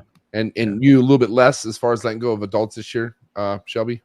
Yeah, I mean, I definitely. I mean, the way I guess I've learned that way is if it hurts a little bit, then you're doing the right thing. But if it hurts a lot, then you did the wrong thing. By letting go. I try to stay lean and mean is what I always say. Right. I mean, I try to keep the fat slim and keep the positive side very strong. Right. I mean, what's your overhead like? How many snakes do you have, Shelby? Well, I mean, I've seen your room through pictures, but like, what's the count? I would say, I think it's like somewhere between 250, 300. Okay. Nothing crazy, I mean, realistically at all. But, I mean, to the average person, that's crazy. But I'm just saying, like for us, that's very manageable. You know what I mean? Yeah, it is. It is. I mean, I try to just keep it high and mighty. I mean, that's the key. I mean, just keep some really strong stuff and produce some of the nicest things that you can and that what you are yourself capable of doing. And keep pushing certain projects that you really like. That's the key. I mean, so many people get into this industry and, well, what's the hottest project? Well, I mean, we can all talk about what the hottest project is at times, but it really just depends on what really keeps you interested. You know what I mean? You've changed, MJ. You used to be in the ball python game a lot. I mean, you love the green tree thing. You love the monitors, the whole bit. Like, I still love it, but I'm still obsessed with the ball pythons, though. That's why, right. Because of the market trash talk that has been happening, it's made me go a lot easier on the ball pythons because I just joke around. I kid around a lot, sure. But I would not be anything without the ball pythons. It's what set me up for success. But also, like, it did put me in a position where I thought more was better. And luckily, because of this podcast and I listened to advice, I was able to adjust and make moves to where I would not put in a position where I have an overhead that just drowns me. You know what I mean? Diversify. Yeah. But also too, like, I know there are certain ball pythons I can never get rid of. Like, I just can't. There's no way. Like, I like them that much. You know what I mean? Sure. So that's why I know my heart's always in the ball python game, But there's just so much more to love. And Justin knows that. He partakes in other species. You know what I mean? You need to get there, Shelby. I don't know what the hell's going on with you, but the only thing I've got a couple cool, pretty unique boas. I didn't even know that. What kind of boas do you have? I've got an IMG. Honestly, I don't even remember what they are, but it's like an IMG het call albino male that's a breeder male now at this point. I've got an IMG jungle het something or other female that's a breeder girl that they're just garbage disposals, man.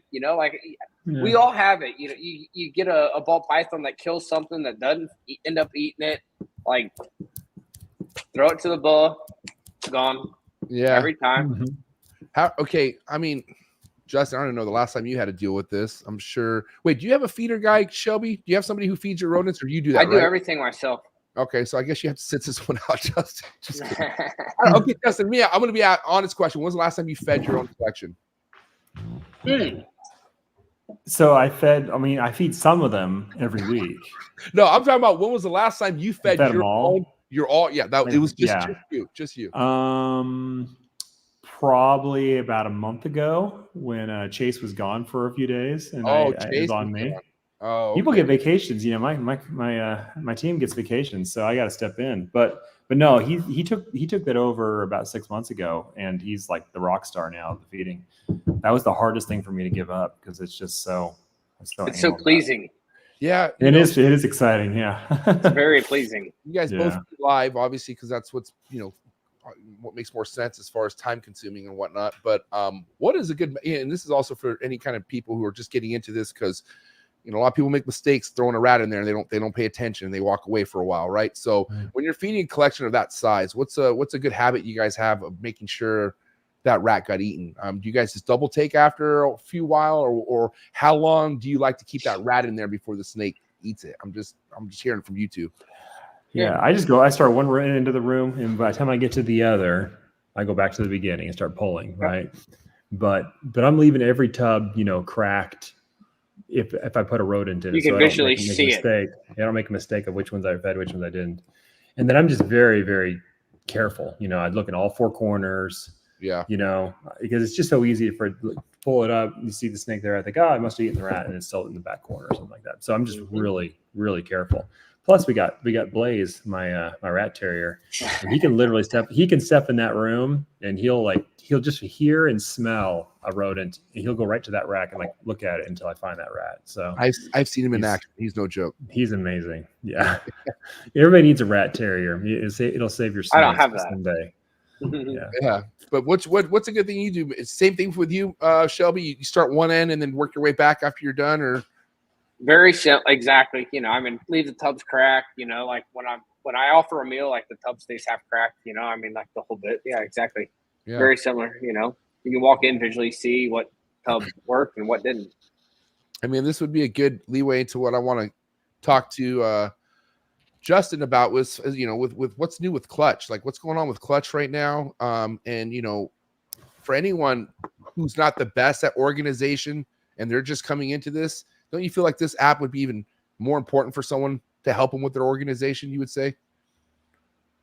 Yeah, it's super exciting.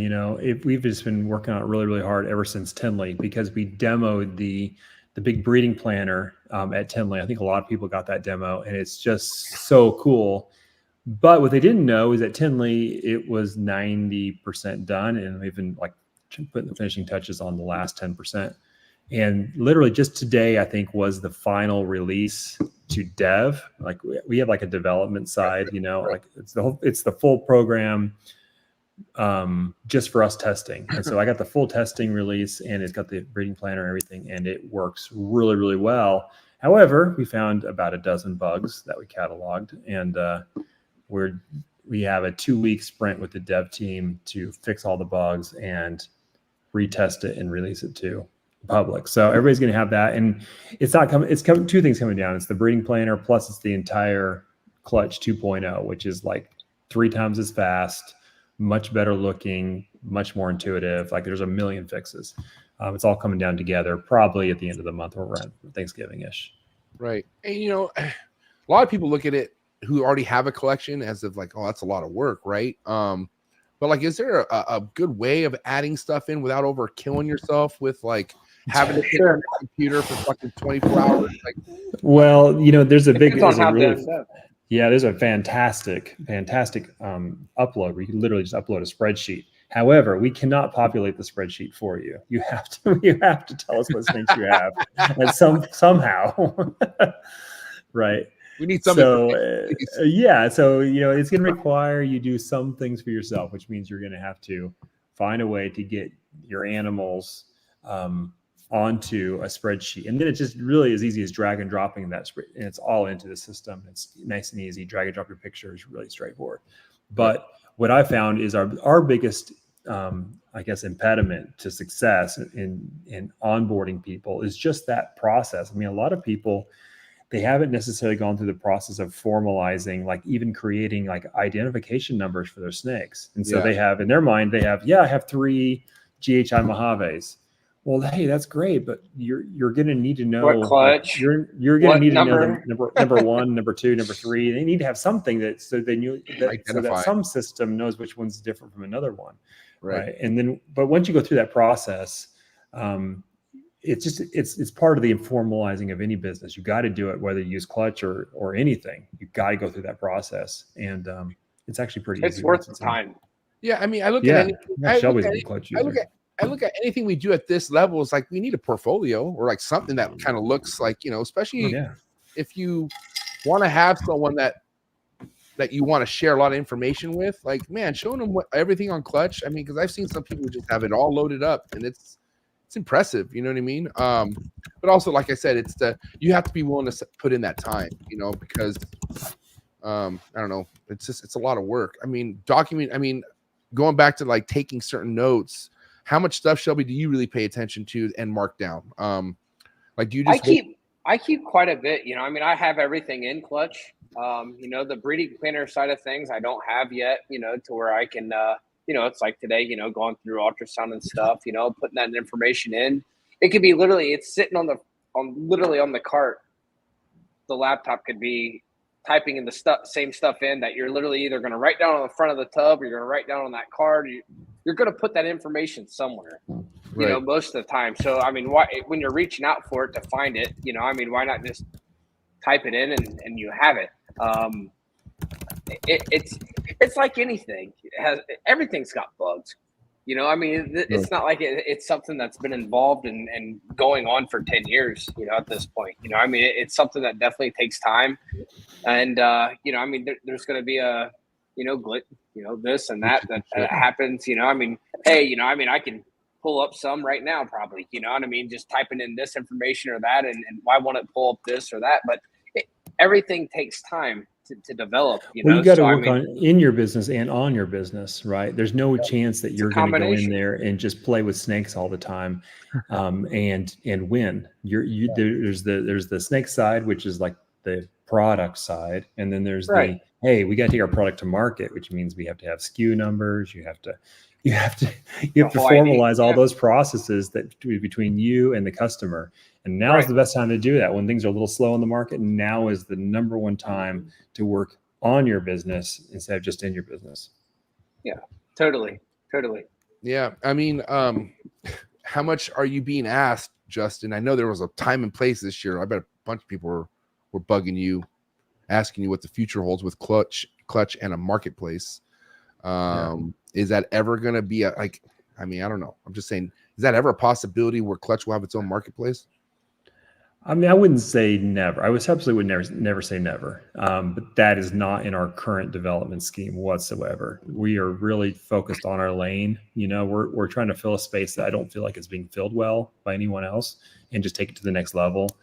And I think we have to go a long ways down that road before we'd consider pivoting towards anything that's already well established like that, like a marketplace. Yeah. And overall, Shelby, you and Morph Market, how's that gone this year? It's great. I can't complain. That whole thing, it stays consistent. I don't have, probably the biggest thing that hurts me this year on the market is I don't have the amount, of animals to put out there, because I had a small season. So I don't have the amount out there to get the better feeling, I should say, on the market, of how, what's popular, what's not, what's thriving, what the whole bit. So, again, I mean, this year will be it kind of all worked out well. Now, so, go ahead, Justin, what were you saying? Yeah, I just want to say something a little bit about not Morph Market specifically, just about the price dropping and price slashing that's going on, because I think a lot of people are real upset about it, and they say, this is terrible, and it is terrible. But I think we need to understand where it's coming from a little bit better. If you're going to combat it, you got to understand like what it is about. So essentially, I think that we're in a zone like we talked about where prices are everybody's trying to move their animals in a market that is very, very slow. There's very few buyers, in the market compared to the number of animals, like we talked about, the 30,000, the 40,000, whatever. There's not 40,000 people out there right this very second looking for snakes, and everybody's trying to move them right now. So what we assume is, I think most sellers in this market are very unsophisticated. And by that, I mean, they're breeders, they're people, they have jobs, they have day jobs, they have other things, they have other forms of income. And they would like to be able to move their snakes, but they don't know exactly when things aren't moving, when the buyers aren't coming. Like, what do you do in that moment, right? What do you do when you really need to move these animals and just nothing's happening, right? No inquiries are coming in. And I think the challenge is that it's really easy to think nobody's buying my snakes. It's because they're too expensive. It's kind of like, it's like you have one, if the only tool you have is a hammer, everything becomes a nail. When you think the only problem out there is price, the only tool you have is lower price. Yep. Right. But it's not a problem. But price is not the objection for most people. Right. For example, if I say, if I tell my teenager he can't go buy a dog, it's not because the dogs are too expensive. It's because the dog. I don't want him. Now's not the time for a dog, right? Yeah. Right. And so what if someone comes in? Hey, I have this German Shepherd. It's $10,000, purebred, pure line. I'm like, well, yeah, but I don't want a dog. Like, well, what if it was $5,000? I really don't want a dog. Well, what if we give you this dog for like $150? I'm like, well, yeah, okay, I guess maybe we'll get a dog because you feel like the value there. It's dumb not to take it, right? Right. But that's what the game we're playing with snakes. We're playing the snakes. We're talking to a market and we're saying, why aren't you buying our snakes? Well, the problem is not the problem is not that the price is so high. It's just that nobody wants to spend money right now in this recession. And so we have this, like, I think a little bit of a shootout, like, okay, who can drop their price so much that people feel dumb for not buying it? And then I sold my snake. I finally sold my snake because somebody felt like they had to buy it. Oh, that's a validation that the price was too high before. No. There's other tools in our toolbox other than price dropping. One is marketing, for example. One is shaking the bushes and going out there and talking to people. Yep. Or maybe going down to your local pet store and be like, hey, we have these snakes, we're having a hard time moving them. They're pretty expensive, but we know they'd be good pets for somebody. And we can give them to pets on Morph Market, or we could deal with one person right here and make it happen. So my point is just a lot. There's a lot of factors here, and again, for an unsophisticated person, you may feel like, the only leverage I have is price. The only thing I can really change in this scenario is price. But in the end, it ends up kind of weakening the whole thing when you're trying to fix a problem with the only tool that's not made for that problem. I mean, I legit feel bad for certain people because, I know they waited, which isn't a long time. Let's be real. If you got in this game 2020 and you hit something cool like a DG clown, I mean, yeah, you waited for that, but that's not compared to what most people waited to get to that snake. You know what I mean? It's not like you can't expect to be like, well, I'm going to get 10K for it now. You know what I mean? And also, once that price wasn't being once that price wasn't being sold to that whatever person, it just was crazy to see the drop week after week to where I was like, what's happening now? And then everybody gets afraid that someone else is going to get their money. Someone's going to make the sale. Better be me. But I get that. Price, though. But it's not. What's crazy is like that person dropped the price so ridiculous, and the snake never sold. It still didn't sell. Right, because the problem wasn't the price. Right. Yeah, the problem is the buyer wasn't current. I have the same problem with auctions in general. Like auctions, like they come into a market auction. For an auction to hit fair market, it needs at least two buyers who genuinely want that product. Because one buyer is not enough. Because one buyer will just get it for whatever the lowest price is. It needs two people who both genuinely want it. If an auction comes into a market and there is only one person who wants it, it's going to go for nothing. Or if there's no people who wants it, it's truly going to go for nothing. Again, so I think auctions work for things that have a different than cars. Value. Yeah, they're good for cars because cars have a really, really wide interest base. But even Shelby knows the wrong car at the wrong auction can sometimes be given away because you didn't have two people there that wanted it. Right. Very much so. So It only takes two. It can sometimes theoretically in the car business, it only takes one, but Yeah. I mean, Been there. I just think what you said just now fits perfect.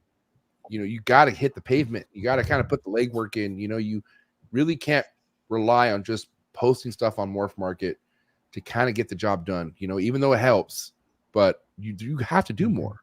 And, you know, obviously it sticks out when you do more, but I like that phrase, ruffling up the bushes, because that's the way you get in people's ears. You got to get in people's ears.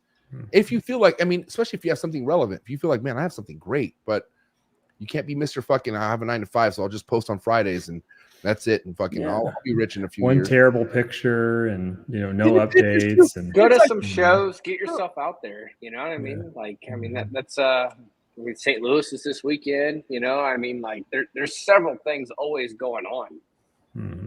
It's crazy to me how somebody will invest in a $10,000 snake, no matter what the time was. They spent $10K on that snake, but they're using a fucking phone that is from like 2015 or 2016. It literally looks, no, I mean, not that bad, but it looks like, is your screen cracked? Like, why is your, like, and I don't know, like there's people need to start doing more for sure. Like, and just and stop and expect less. Well, that's the thing. If you're gonna do less, you should expect less. You know, right. But the people are expecting to compete with established businesses and people who are really on point with their marketing. They pick to compete with that, making little to no effort and not trying to improve. So, yeah. Now, Shelby, what would be like a rule of thumb that you stand on if it comes to you posting something on Morph Market and you think the price is well respected and you think it's good, but it's not selling? At what point do you have to tell yourself, let's lower it a little bit? Probably the best way I in this market, and I can't vouch for a lot of it because I don't have enough product I feel out there to know, but the way things are looking and the whole bit, I would say that price things on what you yourself would go and pay for something, you know, and let's be fair about it. You know what I mean? $2,000 or $3,000 blackhead clown last year, you know, is not $500 or whatever. You know what I mean? Like just be price something in what you would invest in. Yeah. And the same thing with you, Justin. I mean, I'm sure it's up to you what gets priced, obviously, right? So any adjustments and stuff like that is made by you, right? Or no? Yeah, it's made by me. I'm the one who does it right now. But I would say for the most part, I don't spend a lot of time pricing because I try to just hit the middle of the market based on what's out there. Now, anything that's not available on the market, I've got to personally say, like, I think it's worth this much. But generally speaking, I would say, you know, half of my clutches is stuff that, you know, other people are also making. And so I just try to, like, I never want to be the cheapest, and I never want to be way outside, right? So I try to get in the middle of the pack there and have a really good photo and do fine. But sometimes I'll look, you know, I'll put a listing up and then 2 months later I'll go on there and be like, hey, I haven't changed my price and now I'm twice as expensive as everybody else. Like, okay, that's painful, but I understand, you know. But maybe the answer is a new photo, bring the price down again, kind of towards the pack a little bit, and you know, a big part of it again is the networking. Like, you just talk to a lot of people and be like, hey, what sort of stuff are you working with? What sort of you looking for? And you know, I try to, even if I end up matching some of the lower prices that are out there, I try to do it a little bit like offline, a little bit, you know. Yeah, I mean, obviously, you're the one on Morph Market with prices and changing. Are you the one replying to all the inquiries too? I'm curious because no, it's almost always Summer. Yeah. Wow. Good. God bless Summer. That's a really different. She's probably doing it right now. Not that I have a lot. Not that I have a lot, Justin, but God bless someone like, I wish I had someone like Summer to reply to my Morph Market messages, because I struggle, man. I do struggle because I try to stay positive, keep my head in the game, but I do get a lot of people taking me for a long ride sometimes. You know what I mean? Oh, yeah. Boy, we've seen it all. I try to be, especially after what Darian did to Bill Stiegel, I try to be a lot nicer. You know what I mean? But it's like, how do you really determine if you really have a potential customer or if you have somebody? And mind you, Morph Market does give you that little like it shows what kind of user they are, like if they're a paid member or something. So I look at I've that. not learned how to use that yet. Yeah, I look at that. I'm like, okay, are they even somebody who even like have snakes? But you come across somebody who just is a new user asking you all these questions, and you're like, fuck, man, like, well, it's a hard thing because you want people to want to know how to take care of these snakes. Like I get nervous sometimes when some people are clearly don't know what they're talking to and they're not asking any questions either. I get really nervous. We've refused sales at times when it's just really bad. But also some people, like, they feel like they do not know how Google works and they don't know how to look for any answers for anything on their own whatsoever. They basically treat you like a chat bot. I don't know. We slow roll those people, I would say, if they get just a little too crazy with the just obscene amounts of questions. We like, well, we start taking a day between answers, and they maybe find somebody who's a little bit more talkative to them. I know there's legit lonely people out there, and I get it. Like, I understand. Like, this is cool. Yeah. But I need seriousness. And a good salesmanship is just asking for the sale, though. Too. Sometimes you guys have to ask for the sale. That's true. And Shelby, you handle all your inquiries. I mean, what would be your honest experience with delegating? I don't want to call them window shoppers or tire kickers, but like just delegating people who are just kind of like, okay, we're not really going to anywhere, but here we are. Yeah. I mean, I respond to everybody the same, and I give everybody the same amount of time. So I mean, I don't get obviously the amount that Justin does probably.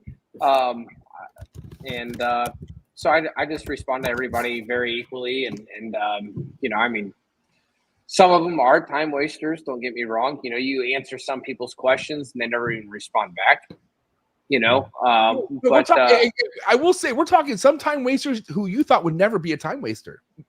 Oh, 100%. You get some guys that are like, wait, you do this? This is what you do? I couldn't believe this. The people I was experiencing like wasting time when you have, like, you're not known for this, but you're doing it. I couldn't believe it. Don't call me out, man. I know I asked a few questions, but don't call me out right now, MJ. You said you would take these super door for ticks. I'm just kidding. No, but come on, Justin. Like, you even know people who, like, maybe you've even done business with, might even. Oh, some of our best customers are the worst time wasters. I mean, they always buy. They always buy. And we really appreciate them. And yet we know whenever they message, we're like, oh, okay. Here we go again. We love you guys. We love you and we hate you. And it's okay. It's just the life of our business. That's business. I mean, they always say, the 80% of your incomes comes from 20% of your customers. And 20% of your income comes from the last 80%, or it's the 80-20 rule, Yeah. It's most of your customers are going to be amazing. And then 20% of them are going to be a little bit of effort, and that's okay. That's why we're workers. We work. So Shelby, I've seen quite a bit of growth from you for the last 2 years, and customer base wise, like, you feel like you've been building quite a bit of relationships with new customers over the last couple of years, and I want to hear how that's been. What's the customer base been like for you over this growth? Yeah. I mean, I do my best for everybody. If someone's unhappy with something, I mean, just like the store policy says, I mean, tell me, within the normal amount of time, don't wait 7 days, don't wait 2 weeks, I mean, if you're unhappy with something that you get within a few days, I mean, let me know. I mean, at the end of the day, I mean, that's really what it's all about, is making everybody happy, from a customer standpoint. Because if you don't have customers, then you don't have a company. Right. So I mean, you got to push that. Yeah. And also too, it's more, I mean, I don't know. Do you feel like some of your customers not complain, but they feel like you're not taking care of them more than they should be getting taken care of? Like, do you ever feel like some of that comes to that surface at all? Not really. I feel like everybody seems to be very, I mean, responsive. There was a compliment, here earlier in the chat, I respond to people, within 30 minutes. I try to do my best, I mean, whether it's on Morph Market or text or Instagram or whatever it is. I mean, obviously there's those times that either you're in the air, you're flying, you're traveling, you're eating dinner with your family or whatever, I mean, that you don't get to those as fast. But, I mean, I always try to be on top of responding to people within a reasonable amount of time, for sure. Yeah. I mean, it's crazy how Morph Market has that response time. I like it. I think it's good. Yeah, I mean, I think mine says 3 hours, and I'm upset at that. I'm like, really? I don't take 3 hours. So I kind of want to dispute that a little bit. Well, the ones that come overnight and you're sleeping, those probably kills your time. Kills your time. Okay, another thing that was talked about earlier this year, or at some point this year, was like posting at a certain time of the day. How that could be good or bad. Or like, a lot of people like to post at night, right? But then Darian said something about by doing that, all that shit gets looked at last because of the timing of being posted. What time do you two like to post at? I like to post in the mornings. I think it's slightly better, but I don't know that I've experimented with it enough to know, like from a sales perspective, if it really is better. I feel like at night though, again, there's just very few eyeballs on at night, and then you end up getting covered up by a bunch of other people who are up at night. By the morning, you're pretty far down the newly posted list. I mean, for me, I don't have enough product to be able to advertise enough every week. I mean, I'd be advertising a couple a week versus doing 5 to 10 for a little while. So I mean, I don't have the feedback as much as he would on that. Yeah. I think it's best though. It definitely is best to post just a few animals every day than dump them all in and be done. In correct me if I'm wrong, you have a little bit over 500 ball pythons on your Morph Market, right, Justin? From what I see. Yeah. In crossover Shelby? for the first time today. Yeah. Like 40 something. Okay. Yeah.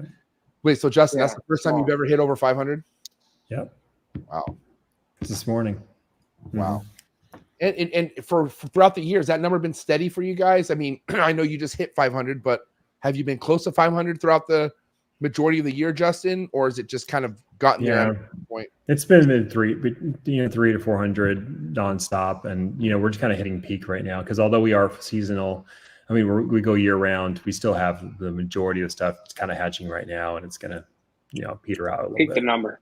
And same with you, Shelby. This is the most you usually have on Morph Market around this time of year, or? I mean, this season's small, that's the thing. So, I mean, on average, typically I would say somewhere between 65 and 75, on a normal season, but that's like straight babies. I've got quite a few adults advertised right now, to try to thin down, a little bit of some of the fat, in the collection is what I would call it, along with the hatchlings. So that's where the number still stays decent. Right. Is I consider, but it's not great. And that's why, like I said, I mean, if I had 150 animals, advertised, I feel give a little more insight in the market. I don't have as much as what Justin would, but I don't have the diversity either. With that being said, I want to get into a wrap-up topic here, and I want to know what you guys feel about going into vending next year.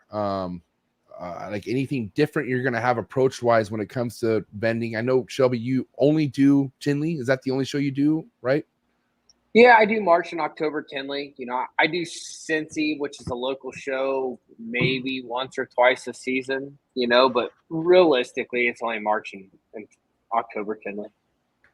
Yeah. And do you feel like maybe you should consider doing more shows? Do you think that would benefit you at all, or do you think you have a good system going on already? Yeah, I mean, I've been to Arlington, I've done Pomona, I've been out there, I visited those shows. When did you do Pomona? When did you do Pomona? That would have been what?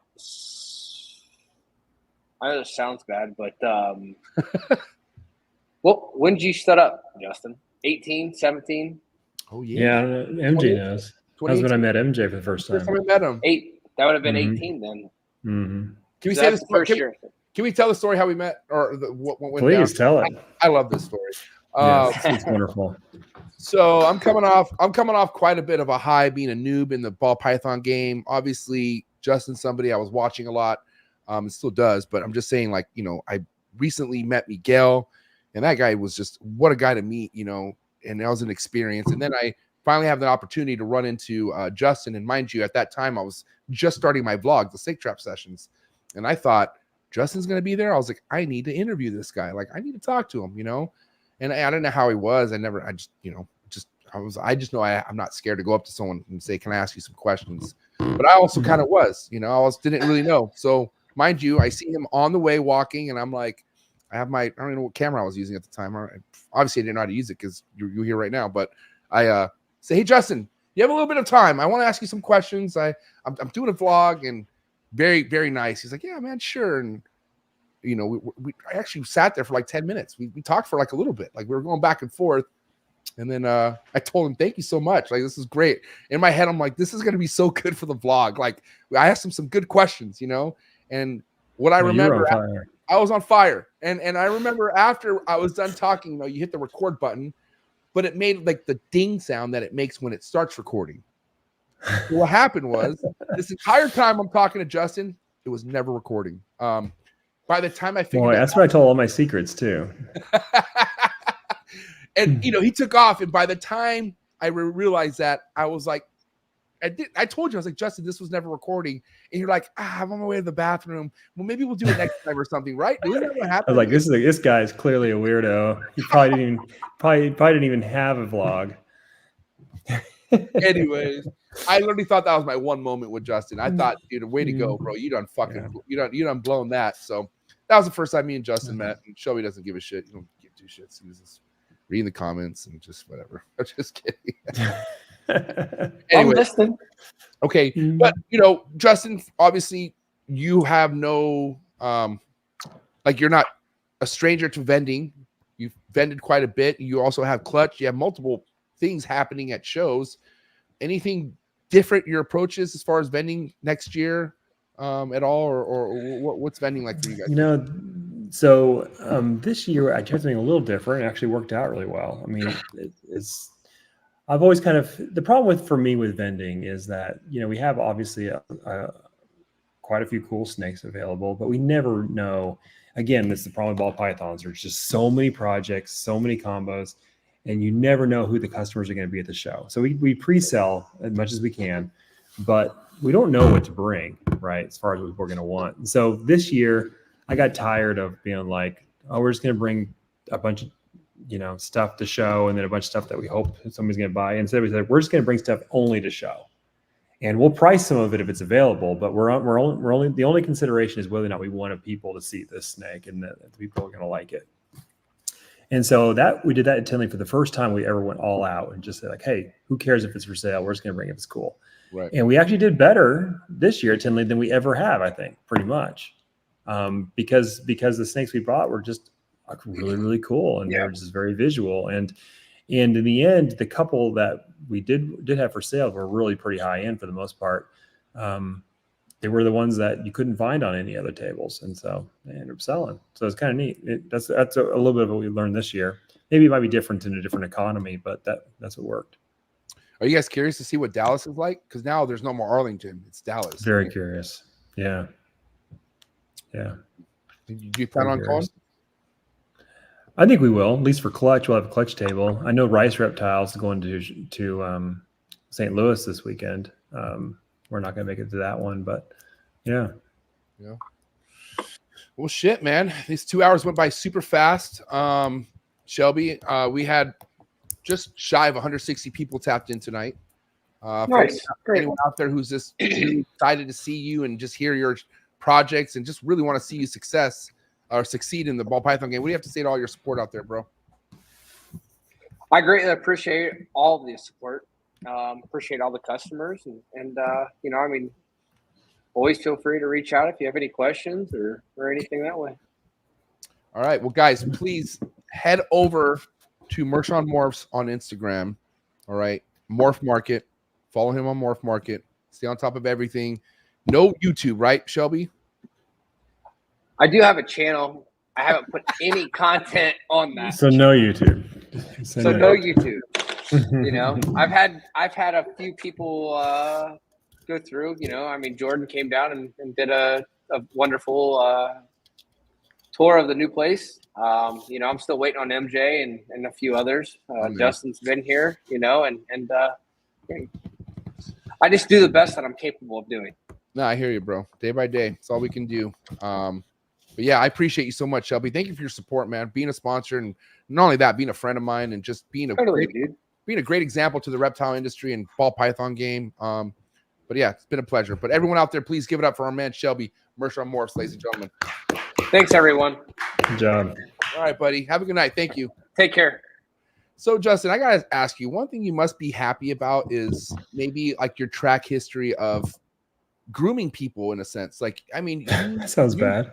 No, not grooming, but like, I mean, I'm sure Shelby's asked for advice, or you've helped Shelby in some way to where, you know, it was enough for him to pave the way to where he's at today. And I know he's not the only one, is what I'm saying. Oh yeah. Yeah. No, it's super cool. It's super cool. You know, sometimes I try to help anybody, but sometimes you meet people that, you know, you just jive with, you know, and, or that listen. I think it's the vast majority of people I give advice to I feel like they don't listen at all.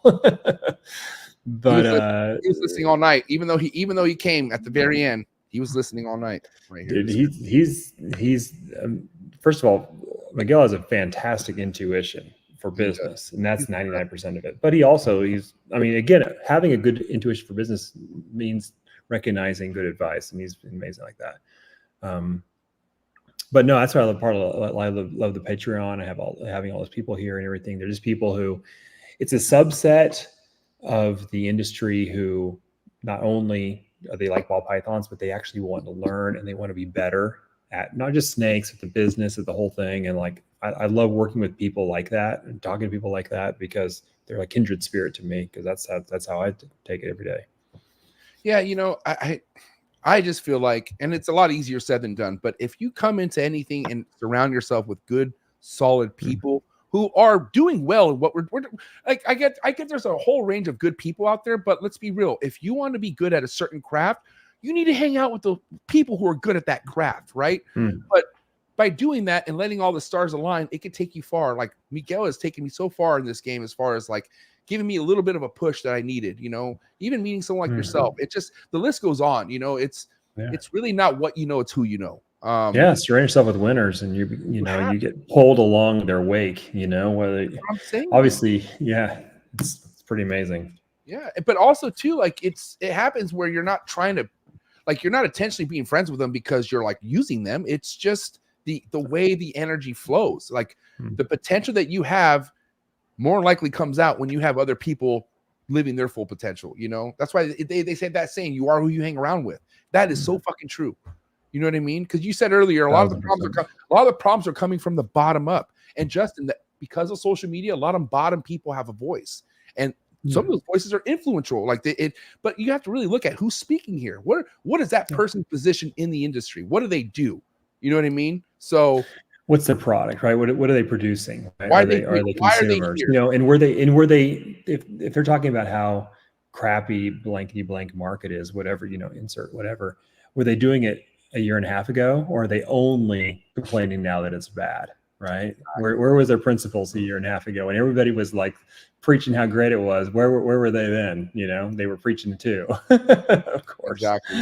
You know, and like, you know, most of the noise and booze come from the cheap seats, man, and that's just the way it is. And because the people who are in the game with their head in the game, having fun, they don't have time. They're not. What are they complaining about?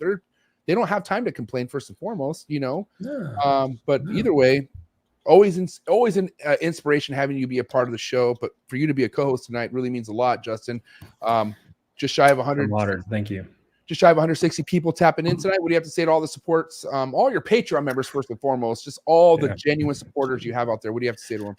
Shoot, man, like none of us are anything without everybody else, you know. We're a big, I was just talking to Chase about this today. I was just saying, you know, in the end, there's no amount of success that I can have if the rest of the industry doesn't exist, I don't exist, period. And I can't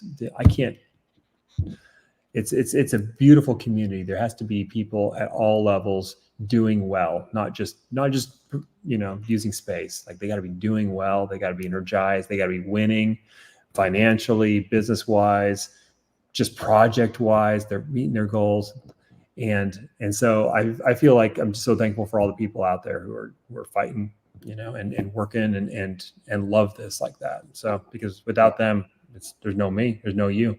So yeah. And I don't know. I don't want people to beat themselves up, but like, if you don't have time on your hands to fulfill the ball python game, it might not be the game for you, unfortunately. If you're like, if you're like, I need this done by this time and I need to make this money, it's just not going to work. That's not the pace this operates at. But Justin, appreciate you, man. Have a good night. Guys, please follow Canova. I'm not that I have to tell you this, but Canova on Instagram. Give him a follow. Every Friday. Friday is your YouTube. Every Friday. Yeah. Tomorrow we got to. I think about the Patreon event. We have a whole blog about it. So nice. Yeah. Tomorrow. How does the Hetflix work? Is that a segment, or how does Hetflix work? No, Hetflix is just a video. Now it's all Hetflix now. Yeah. All right, man. Well, everyone, please do me a favor. Let's give it up for the man, Justin Kabelka, ladies and gentlemen. Thank you, MJ. Thank you, everybody tuned in. That's awesome. Appreciate it. Hey, honestly, man, thank you for being such a cool fucking person. Like, it's good to have the leader of the industry be as cool as you are, as far as just wanting to share advice with people. That's the biggest thing, man, is passing down advice. And I don't feel like you're scared to do that. And so thank you for always doing that for us. I appreciate it. Yeah, my pleasure. All right, man. Hey, say hi to the family for me too. Have a good night. Will do. Later, buddy. Oh, great show. Thank you so much, guys. Sorry if I wasn't all the way there energy wise. I'm, going through it right now, but thank you. I had an amazing time with two of my friends. If you were hanging out with us for the first time tonight, please don't forget to hit that like button, hit that subscribe button, hit that notification bell, select all. You'll be on top of every single podcast. Mind you, 3 podcasts I do every week. I don't miss. All right. Monday night, New Breed on the Block series. Okay. Got somebody who I'm excited to bring to the Trap Talk table, because I've seen this guy work silently, met family members of him, and to kind of see him where he's at today, super stoked to talk to him. So be ready for episode 410 with my man, Tony, Next Level Morphs, happening right here Monday night. Appreciate all your love and support. Again, if you're looking for exclusive content, please join the Trap Talk Patreon family. As soon as you join the Patreon family, you get a link to the Discord, taps you in with over 185 trappers. Appreciate you guys so much. Click on this QR code to follow all my social media platforms, Instagram, YouTube, all that stuff. Just go ahead and get your camera out and click on that. All right, guys, listen. Thank you so much. It's a wrap. Episode 409 of the books. Have a good night. See you at the top.